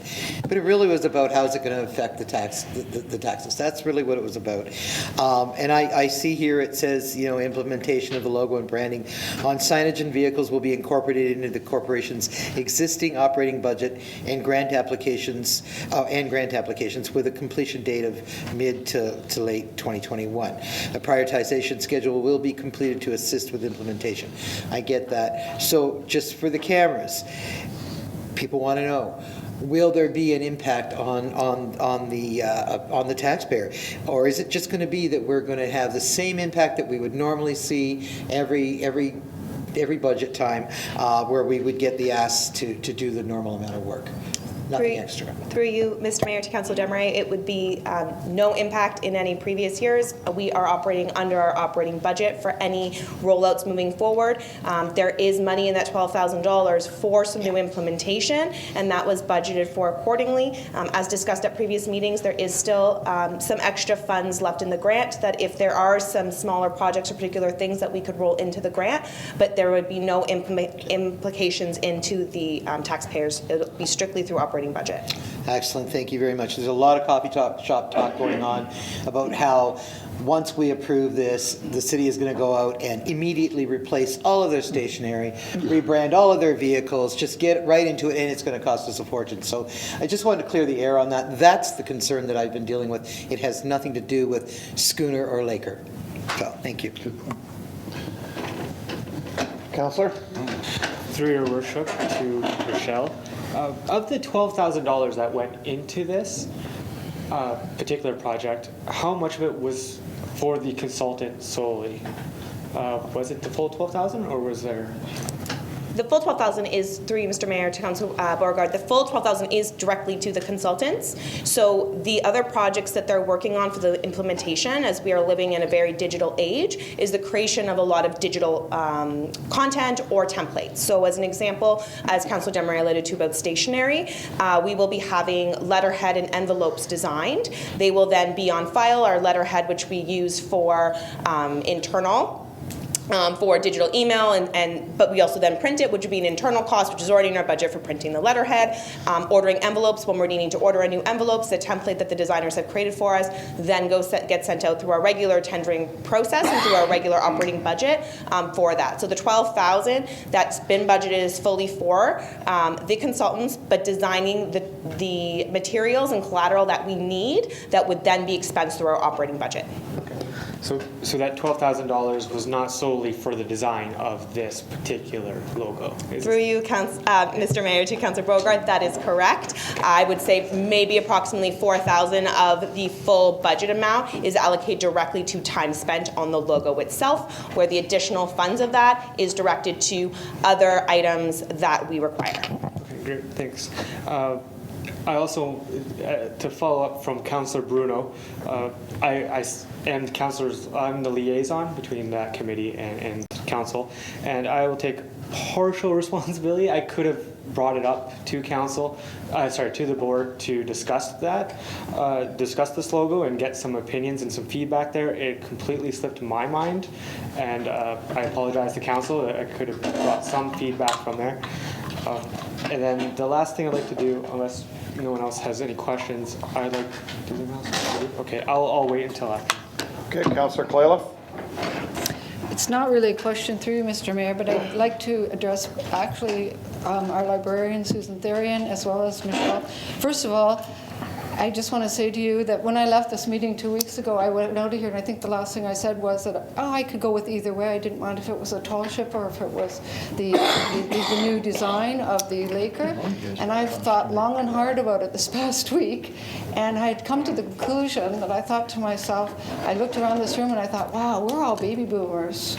We're used to getting what we want, and you know what, we all want it to stay old, and we don't want to change. And I keep thinking to myself, all I keep hearing from this council is, we need to attract young people, we need to attract young minds, we need to attract everything that we want to attract, and yet we're saying, keep it old, keep it the way it was.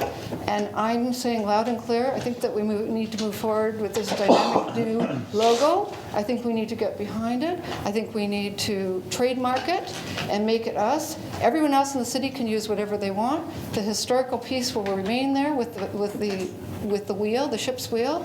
And I had lots more to say, but Susan said it all, and I want to thank you. What a wonderful report you did. And I just think that, you know, we have to, sometimes you just have to do it. And this is one of those things that I think that we just have to do it. And we need to look, rather, everyone who's listening right now, we need to look at the cost of not doing it versus the cost of doing it. We've shown everyone this isn't something that's going to happen overnight.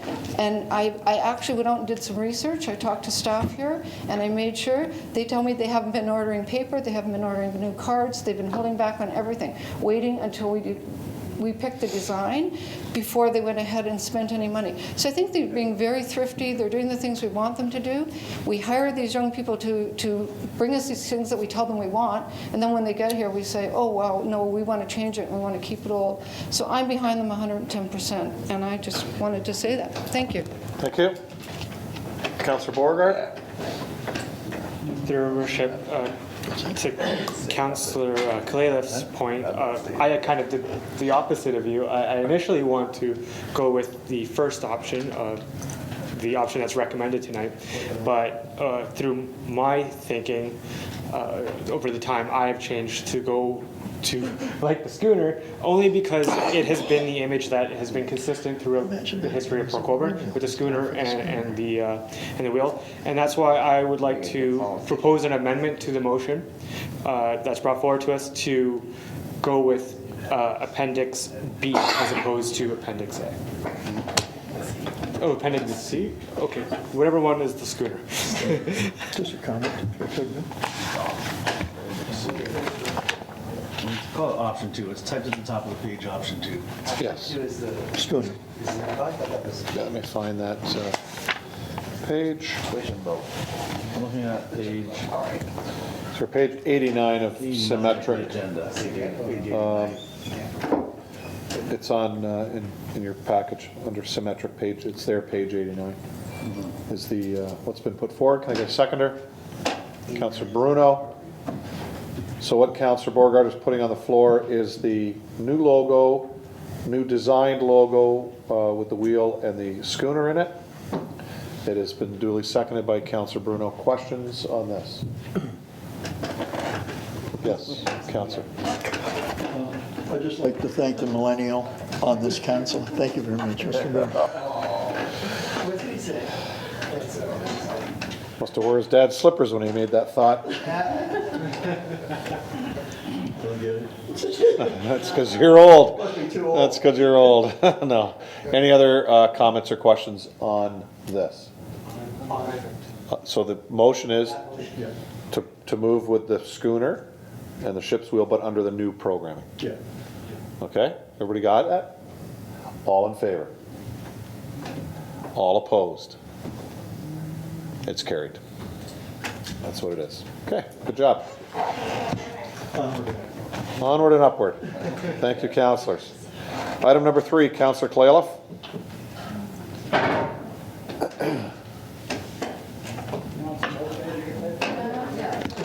Yeah, I'm gonna steal some. Shit. This will stop coughing.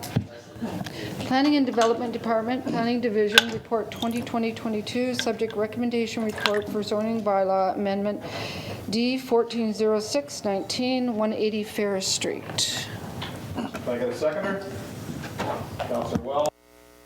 Councillor Clayliff.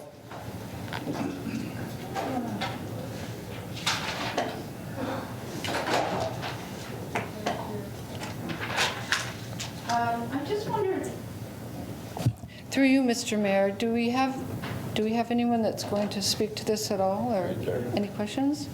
Mr. Tomato's here this evening. He's the agent for the applicant. Can I ask him a question? Yeah, Mr. Tomato. Yeah, you come up to the podium here. I requested a delegation before everyone else was approved.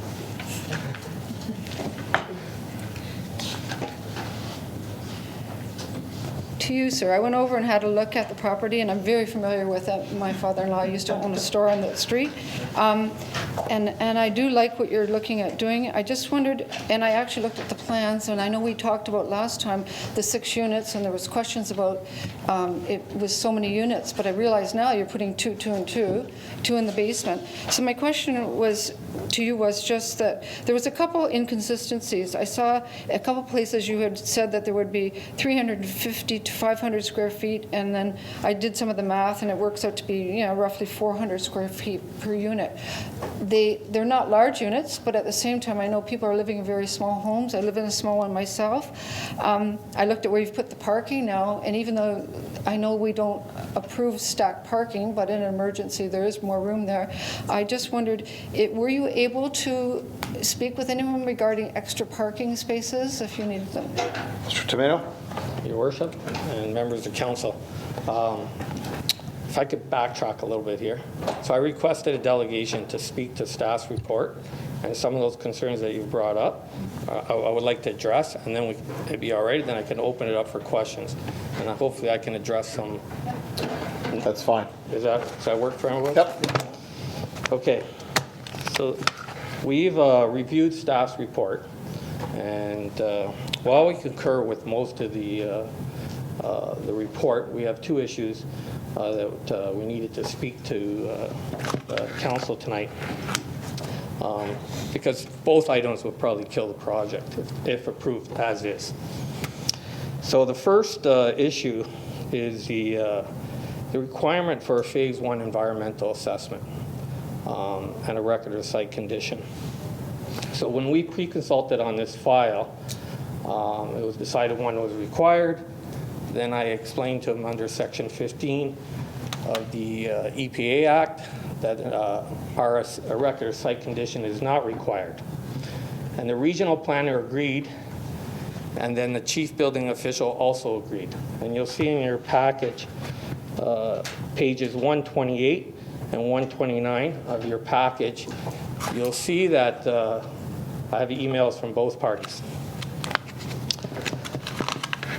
But in the meantime, the regional planner wrote another report, and now between October and this report, Reg 407 was passed. 6? 406? Okay, 4. Okay. Let's just say the act was changed.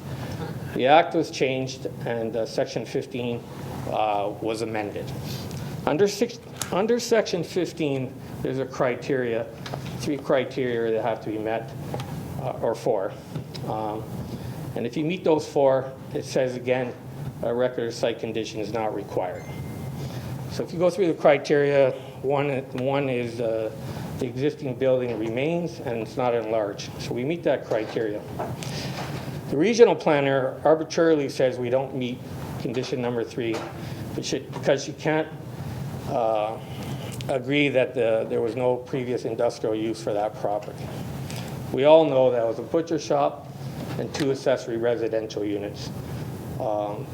So it's pretty clear there was no industrial use on that property. But I don't know if she's not from Port Colborne, doesn't know the area, and she just arbitrarily says, I don't know. I'm saying we all know what the previous use for that property was, and if you look at it, the actual paved area is very small. We all know it only could accommodate 2 parking spaces, so we know there was no industrial use there. So we meet the criteria of Section 15 of the amended act, not just the previous act, but the amended. So I'm asking that condition be completely removed from the recommendation report tonight. Number 1. Number 2, there's a second condition regarding parking. As you remember, I was here at the public meeting. I'm still of my professional opinion, I still believe the 2 spaces provided for this type of building, there's sufficient parking. There is sufficient parking on street also. There is not a parking issue in this area. But in the meantime, and in good faith, we've been working with planning staff to come to off-site parking with the Queen's Hotel. The owner of 180 Fairs and the Queen's Hotel agreed to a parking arrangement if additional spaces were required. But we still don't think they are, but in good faith, we would get that agreement in place. We had an agreement. At the time of the recommendation report, it came back, and not once between the emails going back and forth with myself and the planning department did we talk about an easement being registered on title to accommodate those 3 spaces. Because if I knew of that, I would have said no right away. Because the easement, the owner of the Queen's Hotel will not agree to an easement registered on title. So we can't even entertain that recommendation before you tonight because we can't get it, okay? But like I said, my professional opinion is the sufficient parking on site to accommodate this type of development. So I'm asking those 2 conditions regarding the Phase 1 environmental assessment be removed and the parking requirement of the easement be removed from the recommendation report and the bylaw. And we don't, if those conditions are removed, then the H can also be removed. And that's what we're requesting tonight. And lastly, to Councillor Belief, between the public meeting and the recommendation report, we submitted detailed building plans to the planning department, and they are attached to your recommendation report. And all 6 units meet the building code. I will open it up for questions now. Councillor Kalala. Any further questions? No, actually, sir, he answered the question. Thank you. Okay, thank you. Councillor Wells. Through you, your worship, to the presenter, Mr. Tamino. In the report, and that I read that there was the Ontario Building Code specifies a minimum square footage for a bedroom. Correct. What is the minimum square footage in the plans? I don't know those numbers off the top of my head. Because based on the drawings that I read, the minimum, the bedroom was 68.5 square feet, where the Ontario Building Code stipulates a 75 square foot room as being the minimum. So there was comment in there that if that didn't meet the minimum, then you would have to make some changes to the layout. We would have to make changes to the layout, but we still need to go through the building permit process, so we wouldn't get a building permit if those plans don't meet the code. So if we're staying within, I'm not saying this could be happen, but if we're staying within the building footprint and we can't meet code on the square footage, we might lose a unit, say. But we need to meet code. I was just questioning to be clarified on that. Okay, thank you. Thank you, Councillor. Councillor Desmarais. Thank you, Mr. Mayor. Through you to the presenter. Councillor Wells asked the main question I had right there. Are you willing to be adaptable to this whole thing and change the number of units if you can't meet code? You're saying you are. Well, of course. Okay, that's a good piece. I do have real concerns around the parking. I know you don't think it's a concern, but I have a lot of people calling me, telling me it is a concern. So there is that balance, and knowing what I know about I've been walking that area for 30 years. I know exactly what goes on there. I know exactly the kind of parking that is involved in the area, and it may seem right now that things are rather tame. You wait till the summer, it changes a lot. But the thing is, if you have people actively living in that building, and you have 6 units, you can expect to have at least 4 vehicles. I mean, even if 2 of those units weren't inhabited, you'd still probably have 4 vehicles. Where do they park? You said yourself there's only room for maybe 2 vehicles on the lot. So where do these people park? They're going to be out on the road. Next thing you know, it's going to be snow removal, and we're going to have cars being towed or being tagged. The city's going to have that extra piece on it. These things are just, you're setting up for a problem. So we have to find a way around the parking issue. Okay. No, agreed. Okay. I don't think those parking spaces are required, but first of all, they are legal parking spaces on the road. So anybody is entitled to use those spaces, correct? I don't think that you can say, that's my parking spot if you're living somewhere. I know we can't. So you definitely can't say that. You're just hoping there's going to be something available is what you're doing. Right. And that's the wrong way to do that. It's just, it's unfair to your future tenants is what that is. You're setting them up for a really unsatisfactory way of living. So if you're going to rent them a spot, you're either going to tell them they can't have a vehicle, or you're going to tell them there's parking and here it is, not on the road. That's just the way I'm feeling about it. I can't support the parking plan here at all. For the rest of it, if you're willing to move the number of units according to code, I'm good with that. But it's the parking that is a real problem. Okay, Mr. Tonino, just to clarify that, you'd mentioned previously about speaking with the owner of the Queen's Hotel.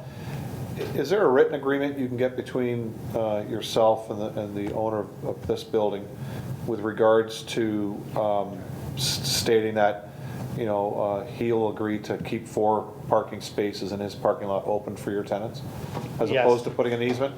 At least if there's an agreement in place, and even in that agreement, we could have a 30-day cancellation clause if the guy decides he's going to expand his hotel or build something else there, that all of a sudden the parking disappears. When speaking with the owner, are they willing to do that? Yes, they are, and I that's where we were going with this. And the reason I'm here tonight is because he will not agree to an easement. Yeah, I understand what you're saying. But we had an understanding that we could put an agreement in place. Okay. Councilor Bruno? Thank you. I was going to ask about the easement, but I guess to be fair, just an agreement to use 4 parking spots is as good as the term of the agreement and can be revoked at any time. So it may offer some comfort. It may work well for 5 years or 5 days. We don't know that. I wanted to circle back to, because I'm interested in the process that if all things are correct, I don't want another developer to go through that process with respect to the phase 1. So the pre-consultation and how it was explained to you, was that just the regional planner here sitting on this meeting? Or where did you first receive that? Okay. I wasn't retained at the time of the pre-consult meeting. At the pre-consult meeting, the requirement for phase 1 and an RRC was made, and it was in the pre-consult notes. So it was already in there. Recanted by who, the region? By the region. Okay. And everybody agreed to it. In the meantime, I was retained by the owner. And I've gone through this requirement on an RRC and an intensification of similar scenarios. I've had the same battle with the region. And I went back to the planner. I said, it's not required. And I pointed out section 15 of the act. And then she called up the chief building official. And then conversed. Then I got an email back from her on October, as in page 128 of your packet, agreeing with my interpretation. So therefore, we submitted an application with no phase 1 attached, because all parties agreed. Come December, the section 15 was amended, and it had these 3 criteria. And I still say we meet those criteria. She says we don't, because she's saying that she can't determine if there was an industrial use on that property. And I'm saying there wasn't an industrial use. It was a butcher shop with 2 apartments on the top. Everyone knows that. And there couldn't be an industrial use there. You only have a little bit of a footprint. So, and that's why I'm here, explaining my position on that condition. So just on that, if I could, it is not acceptable, from your knowledge, the region, that the municipality or attestations by neighbors that have been there, that means nothing to them, that if people can offer affidavits stating that. I guess what I'm trying to do is trying to get you out of Dodge on something that is in our purview, which is the region. Well, it is your purview, because there's another thing here that I haven't mentioned. Okay. The chief building official has last say on an issuance of a permit in regards of change of use and a record of site condition. So even this week, I've been at another committee level. They tried to put an RRC, and the developer said, hold on a minute, let's just leave it alone. It's the chief building official that will determine that at issues of building permit. So just because it's wiped out here tonight, it still needs to be addressed. Well, I hope it's wiped out. It still needs to be addressed at the issues of building permit. The chief building official has the final say. Okay, that's fine for now. Okay, thank you, Councillor. Councillor Beauregard. Through your worship, can I ask questions to Dan in terms of his? Yeah. Through you to Dan, in regards to the phase 1, do you have any comments that you can provide to that, or that maybe corroborate with our presenter? We're done. Thank you, Mr. Mayor, to Councillor Beauregard. I was not at the pre-consultation meeting when the project was first proposed. So the planner did his presentation to council as part of the public meeting. No comments that came forward from the region. The comments then subsequently came forward and were included now in the recommendation report. Any change of land use still requires council's approval to deal with the record of site condition or not. I'm not disagreeing with the presenter this evening. It's still something that council still has control on, and it's not nothing that the building official has. Council still has that obligation under the record of site condition legislation to make that a condition of approval. Now, if that change in legislation is done, and if it still does not require approval, I'm not going to disagree or challenge that. I don't have the background as to those changes, and the presenter tonight says that it does not comply. So I'm not going to challenge him on that. Councillor? Through your worship, just regarding the phase 1 in particular, do we have the authority to not include the phase 1 and do what the presenter is asking without getting us into any legal issues, I suppose? Through Mr. Mayor, to Councillor Beauregard, the region of Niagara in this particular case, they're a commenting agency. The approval rests with City Council, has no involvement with the region of Niagara. They're just a commenting agency, and the region's comments were those that were made and included in the recommendation report. Okay. So based on the report that has been presented to us, that both the region and our own staff said from a planning perspective, this, and that's how we have to look at this, right, from a planning perspective strictly, have indicated that they're in agreement with, it goes with the provincial policy statement, it conforms to the official plans, and those are pretty key aspects, and I'll just leave it at that for now. Councillor Danch? I don't want to tell you how old I am, but I was going to that store over 50 years ago because I'm a good little Hungarian, and that's what that place was. We have an apartment on King Street that has 0 parking, and we passed that. They have no parking, and it's a brand new building that's not even occupied yet. But that went through because they worded it in such a way that they don't need parking. He's providing 2 parking spots, which is more than this other place. He's only got possibly 4 units. If he can get an agreement with your neighbor across the street, I don't see what the big deal is here. My opinion, sorry. Okay. Who hasn't spoken on this? Councillor Demeray, then Councillor Bruno. Thank you, Mr. Mayor. Through you to Dan, I think. Back to the phase 1. I'm a little concerned with that because, yeah, we all know that that was a meat market forever and a day. So I'm kind of concerned about how that even came about. But could it be that the whole issue around the CBRA is kind of bleeding into that? Dan? Through Mr. Mayor to Councillor Demeray, those were some of the comments regarding the CBRA, but I think they were more pertaining towards the actual use of the previous use of that building. My suggestion to council is that if you do include that as a holding provision and it is deemed to be not an acceptable request, then that could be overlooked and not put in place. I still would like to talk about the other requests that the presenter has made this evening about not having parking on the property. So the whole essence of the recommendation is that there be a holding provision to address the parking as well. Councillor? I would very much like to see a report come back from staff addressing the issues that the presenter brought forward tonight. I would like to see you advise us, discuss it and advise us. Through you, Mr. Mayor, I can certainly do that, but I just would like to make the comments regarding the parking if I may. Dan? Yes. Go So ahead. the zoning bylaw requires parking to be provided on the property.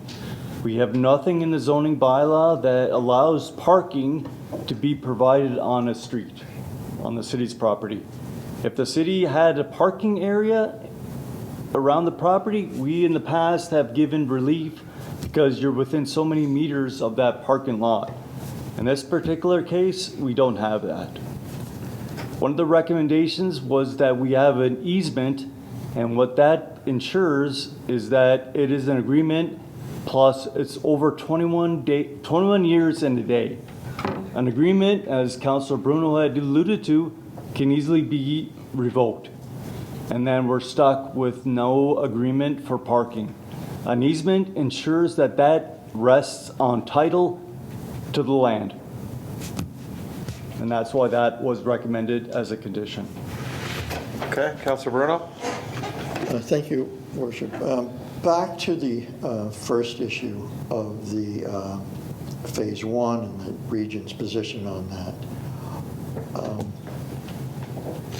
I'm going to ask you to get into an area that I find very difficult to understand, and that is the fallout and the comfort that Valley is given in the CBRA. So I could see supporting the applicant on his issue with the first phase about there being non-industrial. However, I am concerned for the municipality if there was anything ever environmental that happened there. So is the CBRA recommendations that Valley has put forward, can that in this case backstop us going against Phase 1? Dan? Through Mr. Mayor to Councilor Bruno, the CBRA process dealt with soil contaminants. Right. There is no contaminants on surface for this property. Unless I'm told otherwise, there's no environmental testing of the soil. So the CBRA relates to the soil contaminants. So that's why I believe it's not something that we should address as a condition of the record of site condition dealing solely with the CBRA. Right. I guess I was thinking back to the day when blowing dust and all that other stuff of a building being there all that time, because that was part of that initial process. But if that's fallen out that way, I'm fine with that. Back to the parking. So a municipality can grant parking permits on streets, can they not? Through you, Mr. Mayor, to Councilor Bruno, yes, we can. We in the past have done that along Sugarloaf Street, for example. Other areas of the municipality, we have parking lots that we grant people to park there with no need for a permit. But there has been other instances where we've given permits, and I raised the point of the Port Colborne Hospital. Yes. We had agreement and the direction from council and approval from council to allow parking along the road allowance, provided a fee was paid to the staff. Right. Because I've seen in major urban population areas where those things are granted. I don't know if where they're granted, just like, because I think Councillor Demaray's point about winter and snow is a very valid one. But I mean, when municipalities in other jurisdictions have parking on street as a permitted parking to accommodate those. I mean, you see those in the Torontos and the Hamiltons and London in particular. I had seen a lot even back in university days. But there, people were still had to obey snow regulations. So they would have to park on the other side of the street one night and vice versa. So I guess what I'm concerned about is I find it hard to believe that when it was the butcher shop, there were never more than 4 people in there with cars, and somehow were in the store at the same time, and the 4 vehicles were there. What I'm concerned about is the longevity of the winter. So I don't know if a combination of the little driveway there, plus 3 to 4, whatever that number could be worked out. And the only reason I say this is, the agreement across the road is, as my first comment was, can end at any time. Yeah. But we are the keeper of the parking permits. Yeah. And so it could ensure the longevity of that. I think the other thing will also come out of that, what the real fallout is of the amount of people with cars and the use and how bad it is. To the extent that if it is bad, I mean, we're boxed in, we need to find a remedy, but it seems to me there's lots of other potential areas around there. But I throw it out as a possible solution to ensure that those people in the unit have parking near their building, and we maintain a level of control. Thank you. Councillor Kalila?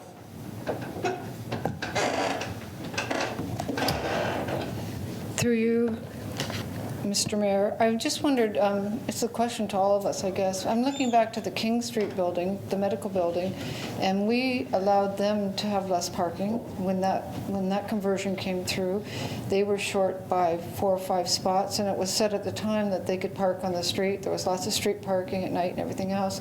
And to me, those are much, much bigger units. They had 2 or 3 bedrooms, and most of those people would have probably 1 or 2 cars, and we were willing to do that for that building. So I'm just wondering, what's the difference here?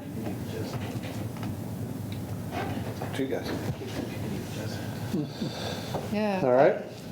It's just a comment. Okay.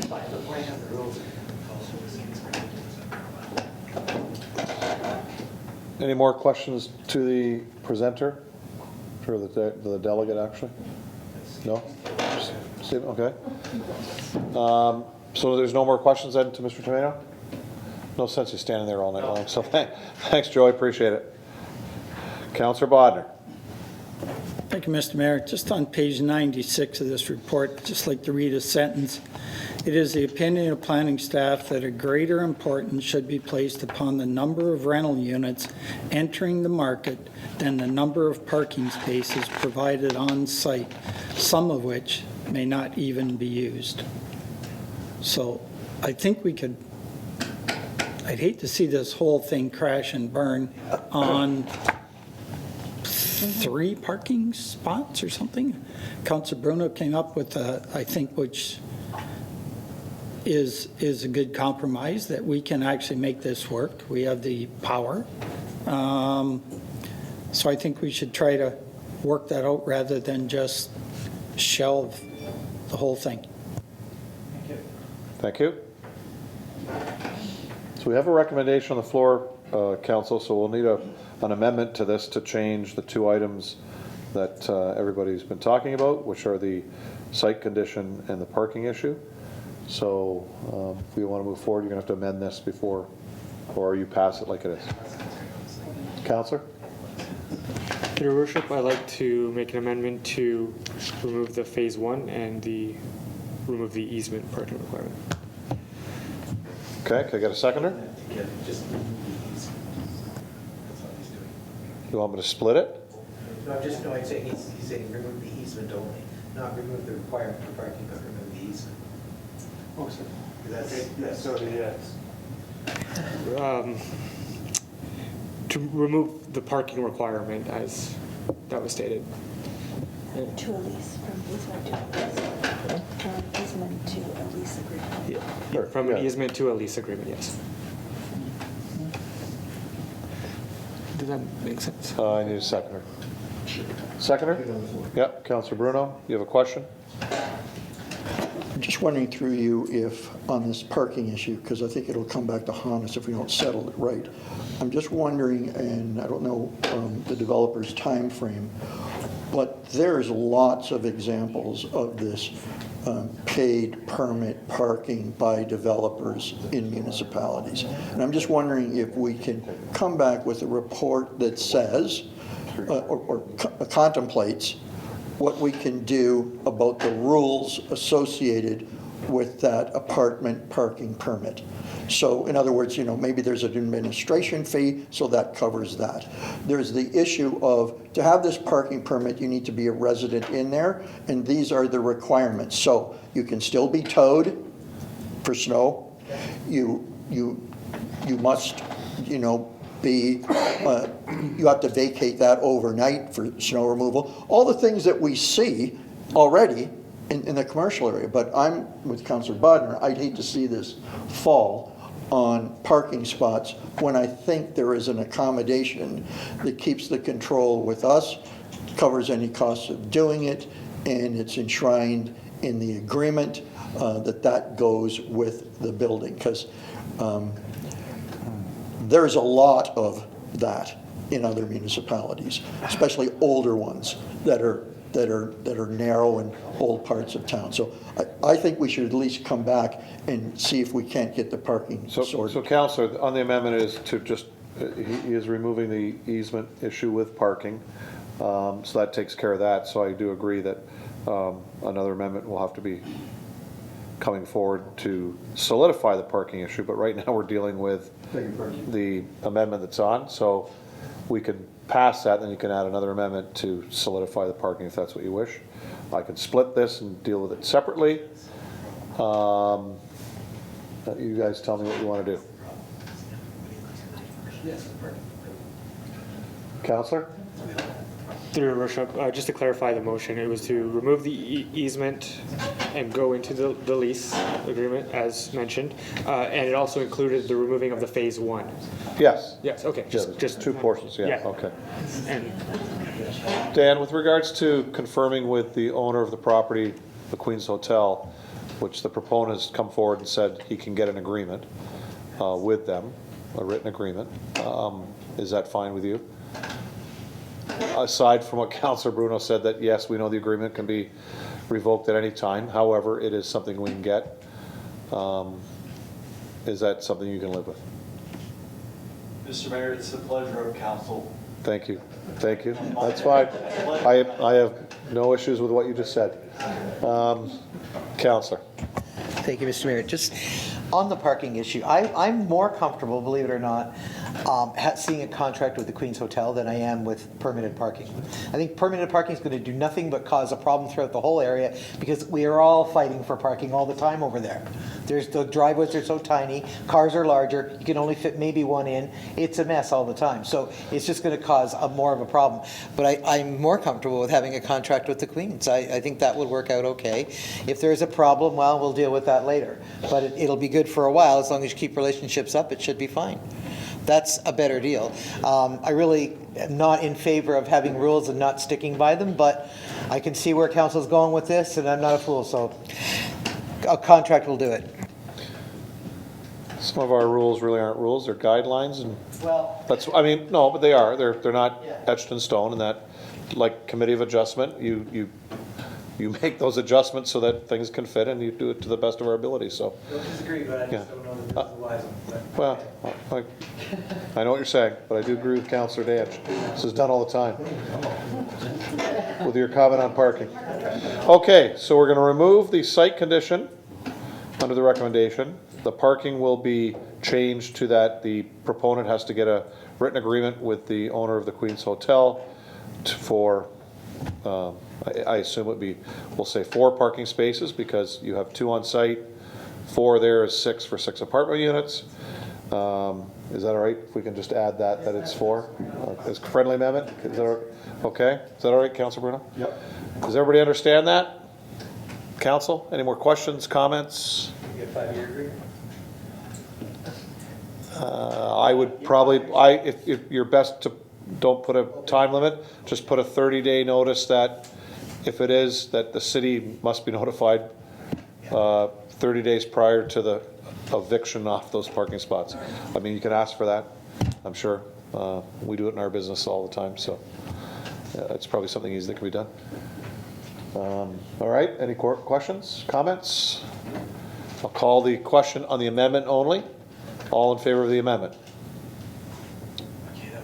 Favor of the amendment. That's carried unanimously. Okay, now we're going to vote on the motion as amended. All right? That's been duly moved and seconded already. All those in favor? That's unanimous. Thank you. Joe, you understand what you need then? Yeah. So the site condition's gone? So the H is gone then because those 2 conditions are removed, or? Yeah, so on the parking issue, we just need you to get a letter, an agreement from the Queens, but add in there a 30-day notification to the city of Port Colborne that we're notified by the owner of the Queens that he's going to stop the agreement if that ever happens, so that we know, so that we can deal with parking at that time if it becomes an issue, obviously. Okay? Thank you. Good. Thanks, guys. Appreciate it. Okay, 4. Item 4. On. Dan, looks like you may want to have a comment. Do you have a comment, Dan? No, he's fine. Yeah. Oh, Dan made his point. It's the will of council. Item 4, Councillor Wells. Planning and Development Department, Planning Division, Report 2020-24, subject land sale on Lorraine Road, McIsaac. Seconder for this, Councillor Bodnar, Councillor Wells. Through you, Your Worship, to Dan, question in regards to the notification or the making aware the easement that's on that property to the property behind. I didn't see that in the agreement. I just wondering if that was made known to the purchaser. Dan? Through you, Mr. Mayor, to Councillor Wells, the real estate agent is aware of the easement that actually bisects the property. And those are one of the issues that through legal counsel we're dealing with. Because it's not only that, we're still dealing with the CN regarding the same issue that was made on the land to the north. So there's that issue, and as well the easement that is through that property. Okay, as long as it's aware and it's on the table. Yep. Thank you, Counselor. Any other questions? Counselor? Through your worship to Dan, did you say that the firm was involved in this, or some city solicitor? Mr. Mayor. To Councillor Beauregard, yes, Rocky out of Niagara Falls office. I would like to declare a conflict of interest on this item. Okay, thank you, Counselor. Any other questions? All right, noting the Counselor's conflict. All in favor? That's carried unanimously. Item 6, Counselor Clayliff. Community and Economic Development Department, Parks and Recreation Division, Report 2020-29, subject Sugarloaf Marina Business Plan RFP. Can I get a seconder to this? Counselor Bruno. Counselor Clayliff. Through you, Mr. Mayor, I just had a question for Nicole. I just wondered, is there any possibility that we could do some of this in-house? Is a preliminary plan as a cost-saving measure? I know that you've got some good staff and people on board. Nicole? Through you, Mayor, to Councillor Clayliff. Staff will certainly be involved in helping with the process, but we've decided to leave them out of it, so we are getting an unbiased opinion when it comes to the results of the findings. Okay, Counselor? All right, any other questions? Counselor Bruno. Thank you, Worship. And thank you to Nicole. I had been asking for this back in strategic planning, and I've had some conversations with Ashley and Nicole way before this ever came to this stage. I'm really impressed, having either had to abide by an RFP or put one together, that you've really hit all the salient points on this. I think that third-party expertise on this, I really believe that this report not only is forward-thinking for 10 years, but the third-party independent is going to give us a sense of, I guess, evidentiary stuff, particularly when it may come to policies, procedures, pricing, the choice of maybe dock replacements.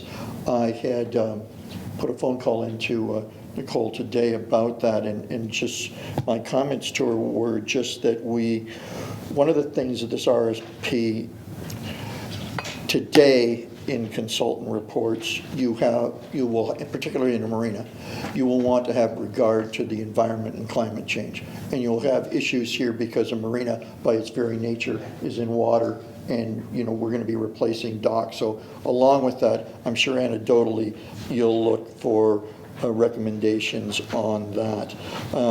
I'm hoping that what we'll see is that the response comes in at a price lower than that. But what I really truly believe in is that the results of it not only will put the operation in good shape with efficiencies and policies and procedures, but that the payback will be pretty significant, particularly if they look at docks, current and occupancy, length of docks, the myriad of pricing policies that are there, the issue of payments and not payments. I mean, we've got a gem here, no knock to Mark and the people that are there, they've run it very well, but it's time to look at this. It's time to look at that seasonal transient mix. There's time to look at the other opportunities. The other thing I wanted to know, if you could throw into that, because it's part and parcel of it, is the ramp and how it interfaces and its fees interface with what you're going to do with transients there. So really my 2 points were look at the docks and that potential of best utilization of size, and well, I'm sure you'll be doing in rates everything from dynamic pricing to seasonal transient mix. So kudos to you for putting this out. Kudos for getting it out before budget using the reserve. We'll have lots of good information that they'll see the marina in operation by letting this now.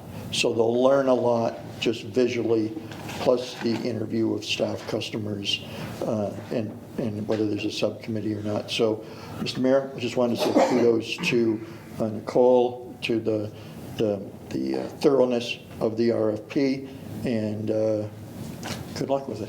Thank you. Thank you, Councillor. Any other questions? Councillor Bagu. Thank you, Mr. Mayor. Quick questions.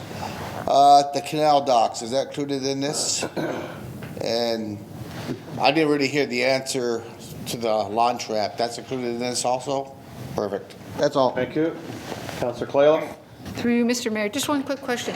Nicole, last year I thought that we had talked about doing some repair or moving of some of the docks. Did any of that get done, or is that all being left now to go through this? Cool. I could be wrong. I just remember us talking about Through something. you, Mayor, to all of council. Yes, obviously, we invest in the docks annually, so we have put the allocation, you'll see that within your budget requests, and a number of the damages that were done as a result of the October 31st storm have been included in what our plans are to move forward. Thank you. Thank you, Councillor. Any other questions? All those in favor? That's carried unanimously. Item 9, Councillor Desmarais. Thank you, Mr. Mayor. Memorandum from Janice Payton, Executive Assistant, DEO, Environmental Advisory Committee, Valley Community-Based Risk Assessment, CBRA, questions and responses. Can I get a seconder to this? Councillor Beauregard, Councillor Desmarais. Thank you, Mr. Mayor. I just wanted to say thank you to the Environmental Advisory Committee for bringing this forward and doing this work. Still a lot of unanswered questions around this, and some expectations not met, that things that I thought were going to flow through haven't been happening. The community needs to have a little bit more of have more information flowing through them so that we understand where this is going and what changes have been happening. And there's still that reluctance from those people who are charged with granting mortgages. So that's still causing a little bit of a problem. I know some work has been done to try to alleviate that, but it's not really working. So we have to do something that's just a little bit more. So I was really glad to see this come forward. I think we can start moving down the right road, and hopefully this will make a big difference. Thank you, Councillor. Any other questions? All those in favor? That's carried unanimously. Item 12, Councillor Bodnar.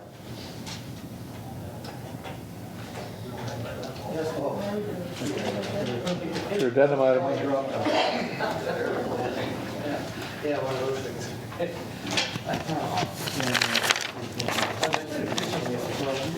Thank you, Mr. Mayor. City of Welland Resolution Rural Economic Development Program application to fund the Niagara Central Dorothy Rundling Airport Fuel Dispensing System. Can I get a seconder for this? Councillor Bruno, Councillor Bodnar. I'll just read the next part of that, if I might. The Council for the City of Port Colborne endorses the Pelham Rural Economic Development Program application to fund the Niagara Central Dorothy Rundling Airport Fuel Dispensing System. And I might say that the commission that Councillor Bruno and I sit on thought that if all 4 municipalities were in agreement with it, it might carry more weight when we put this in, hence the ask here today. Okay, no problem. Any other questions? Councillor Bruno? Just a comment where we want to thank the town of Pelham. They actually forego their throw-in for a red application by taking the lead on that. So maybe at some time in the future we might be asked, but kudos to them for saying we're not going to put in an application for our city. We'll use our one shot and do it for all 4 of us. Thank you. Further questions? All in favor? Carried unanimously.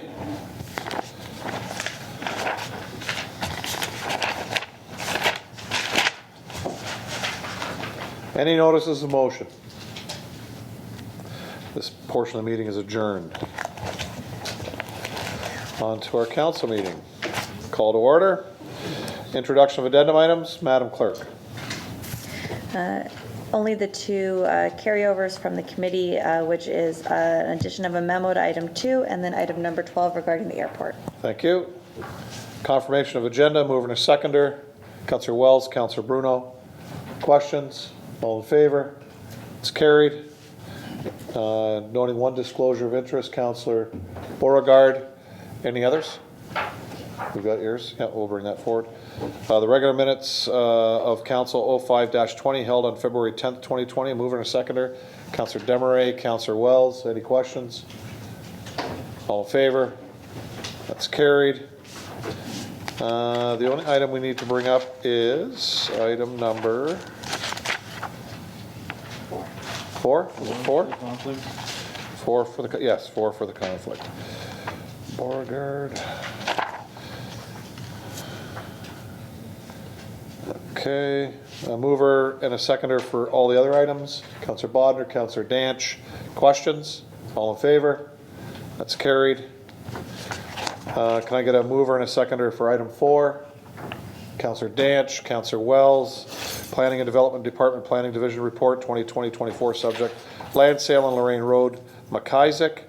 All for Councillor Beauregard's conflict. All in favor?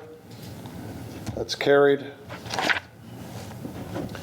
I have one proclamation this evening. World Hepatitis Day, July 24th, 2020. Can I get a mover and a seconder? Councillor Demaray, Councillor Bagu. Thank you. Any questions? All in favor? That's carried. I have 2 minutes. I'll do these in block. Minutes of the Port Colborne Library Board meeting of January 7th, 2020. Minutes of the Social Determinants of Health Advisory Committee meeting of November 7th, 2019. Can I get a mover and a seconder for these? Councillor Clayliff, Councillor Danch. Questions regarding any of these? All in favor? That's carried. Madam Clerk, bylaws. There are 3 bylaws this evening. Note that the first bylaw listed on the agenda is removed and will be coming back with amendments at the next council meeting. So the remaining 3 will be renumbered to 6760-11-20 to 6762-13-20. Thank you, Madam Clerk. Can I pull 67611120 with regards to conflict with Councillor Beauregard? Can I get a mover and a seconder for that? Councillor Wells, Councillor Demaray. All in favor of that one only? That's carried. The other 2 in block, mover and a seconder. Councillor Clayliff, Councillor Bodnar. Any questions?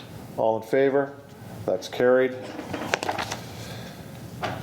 Council, we have an in-camera session this evening.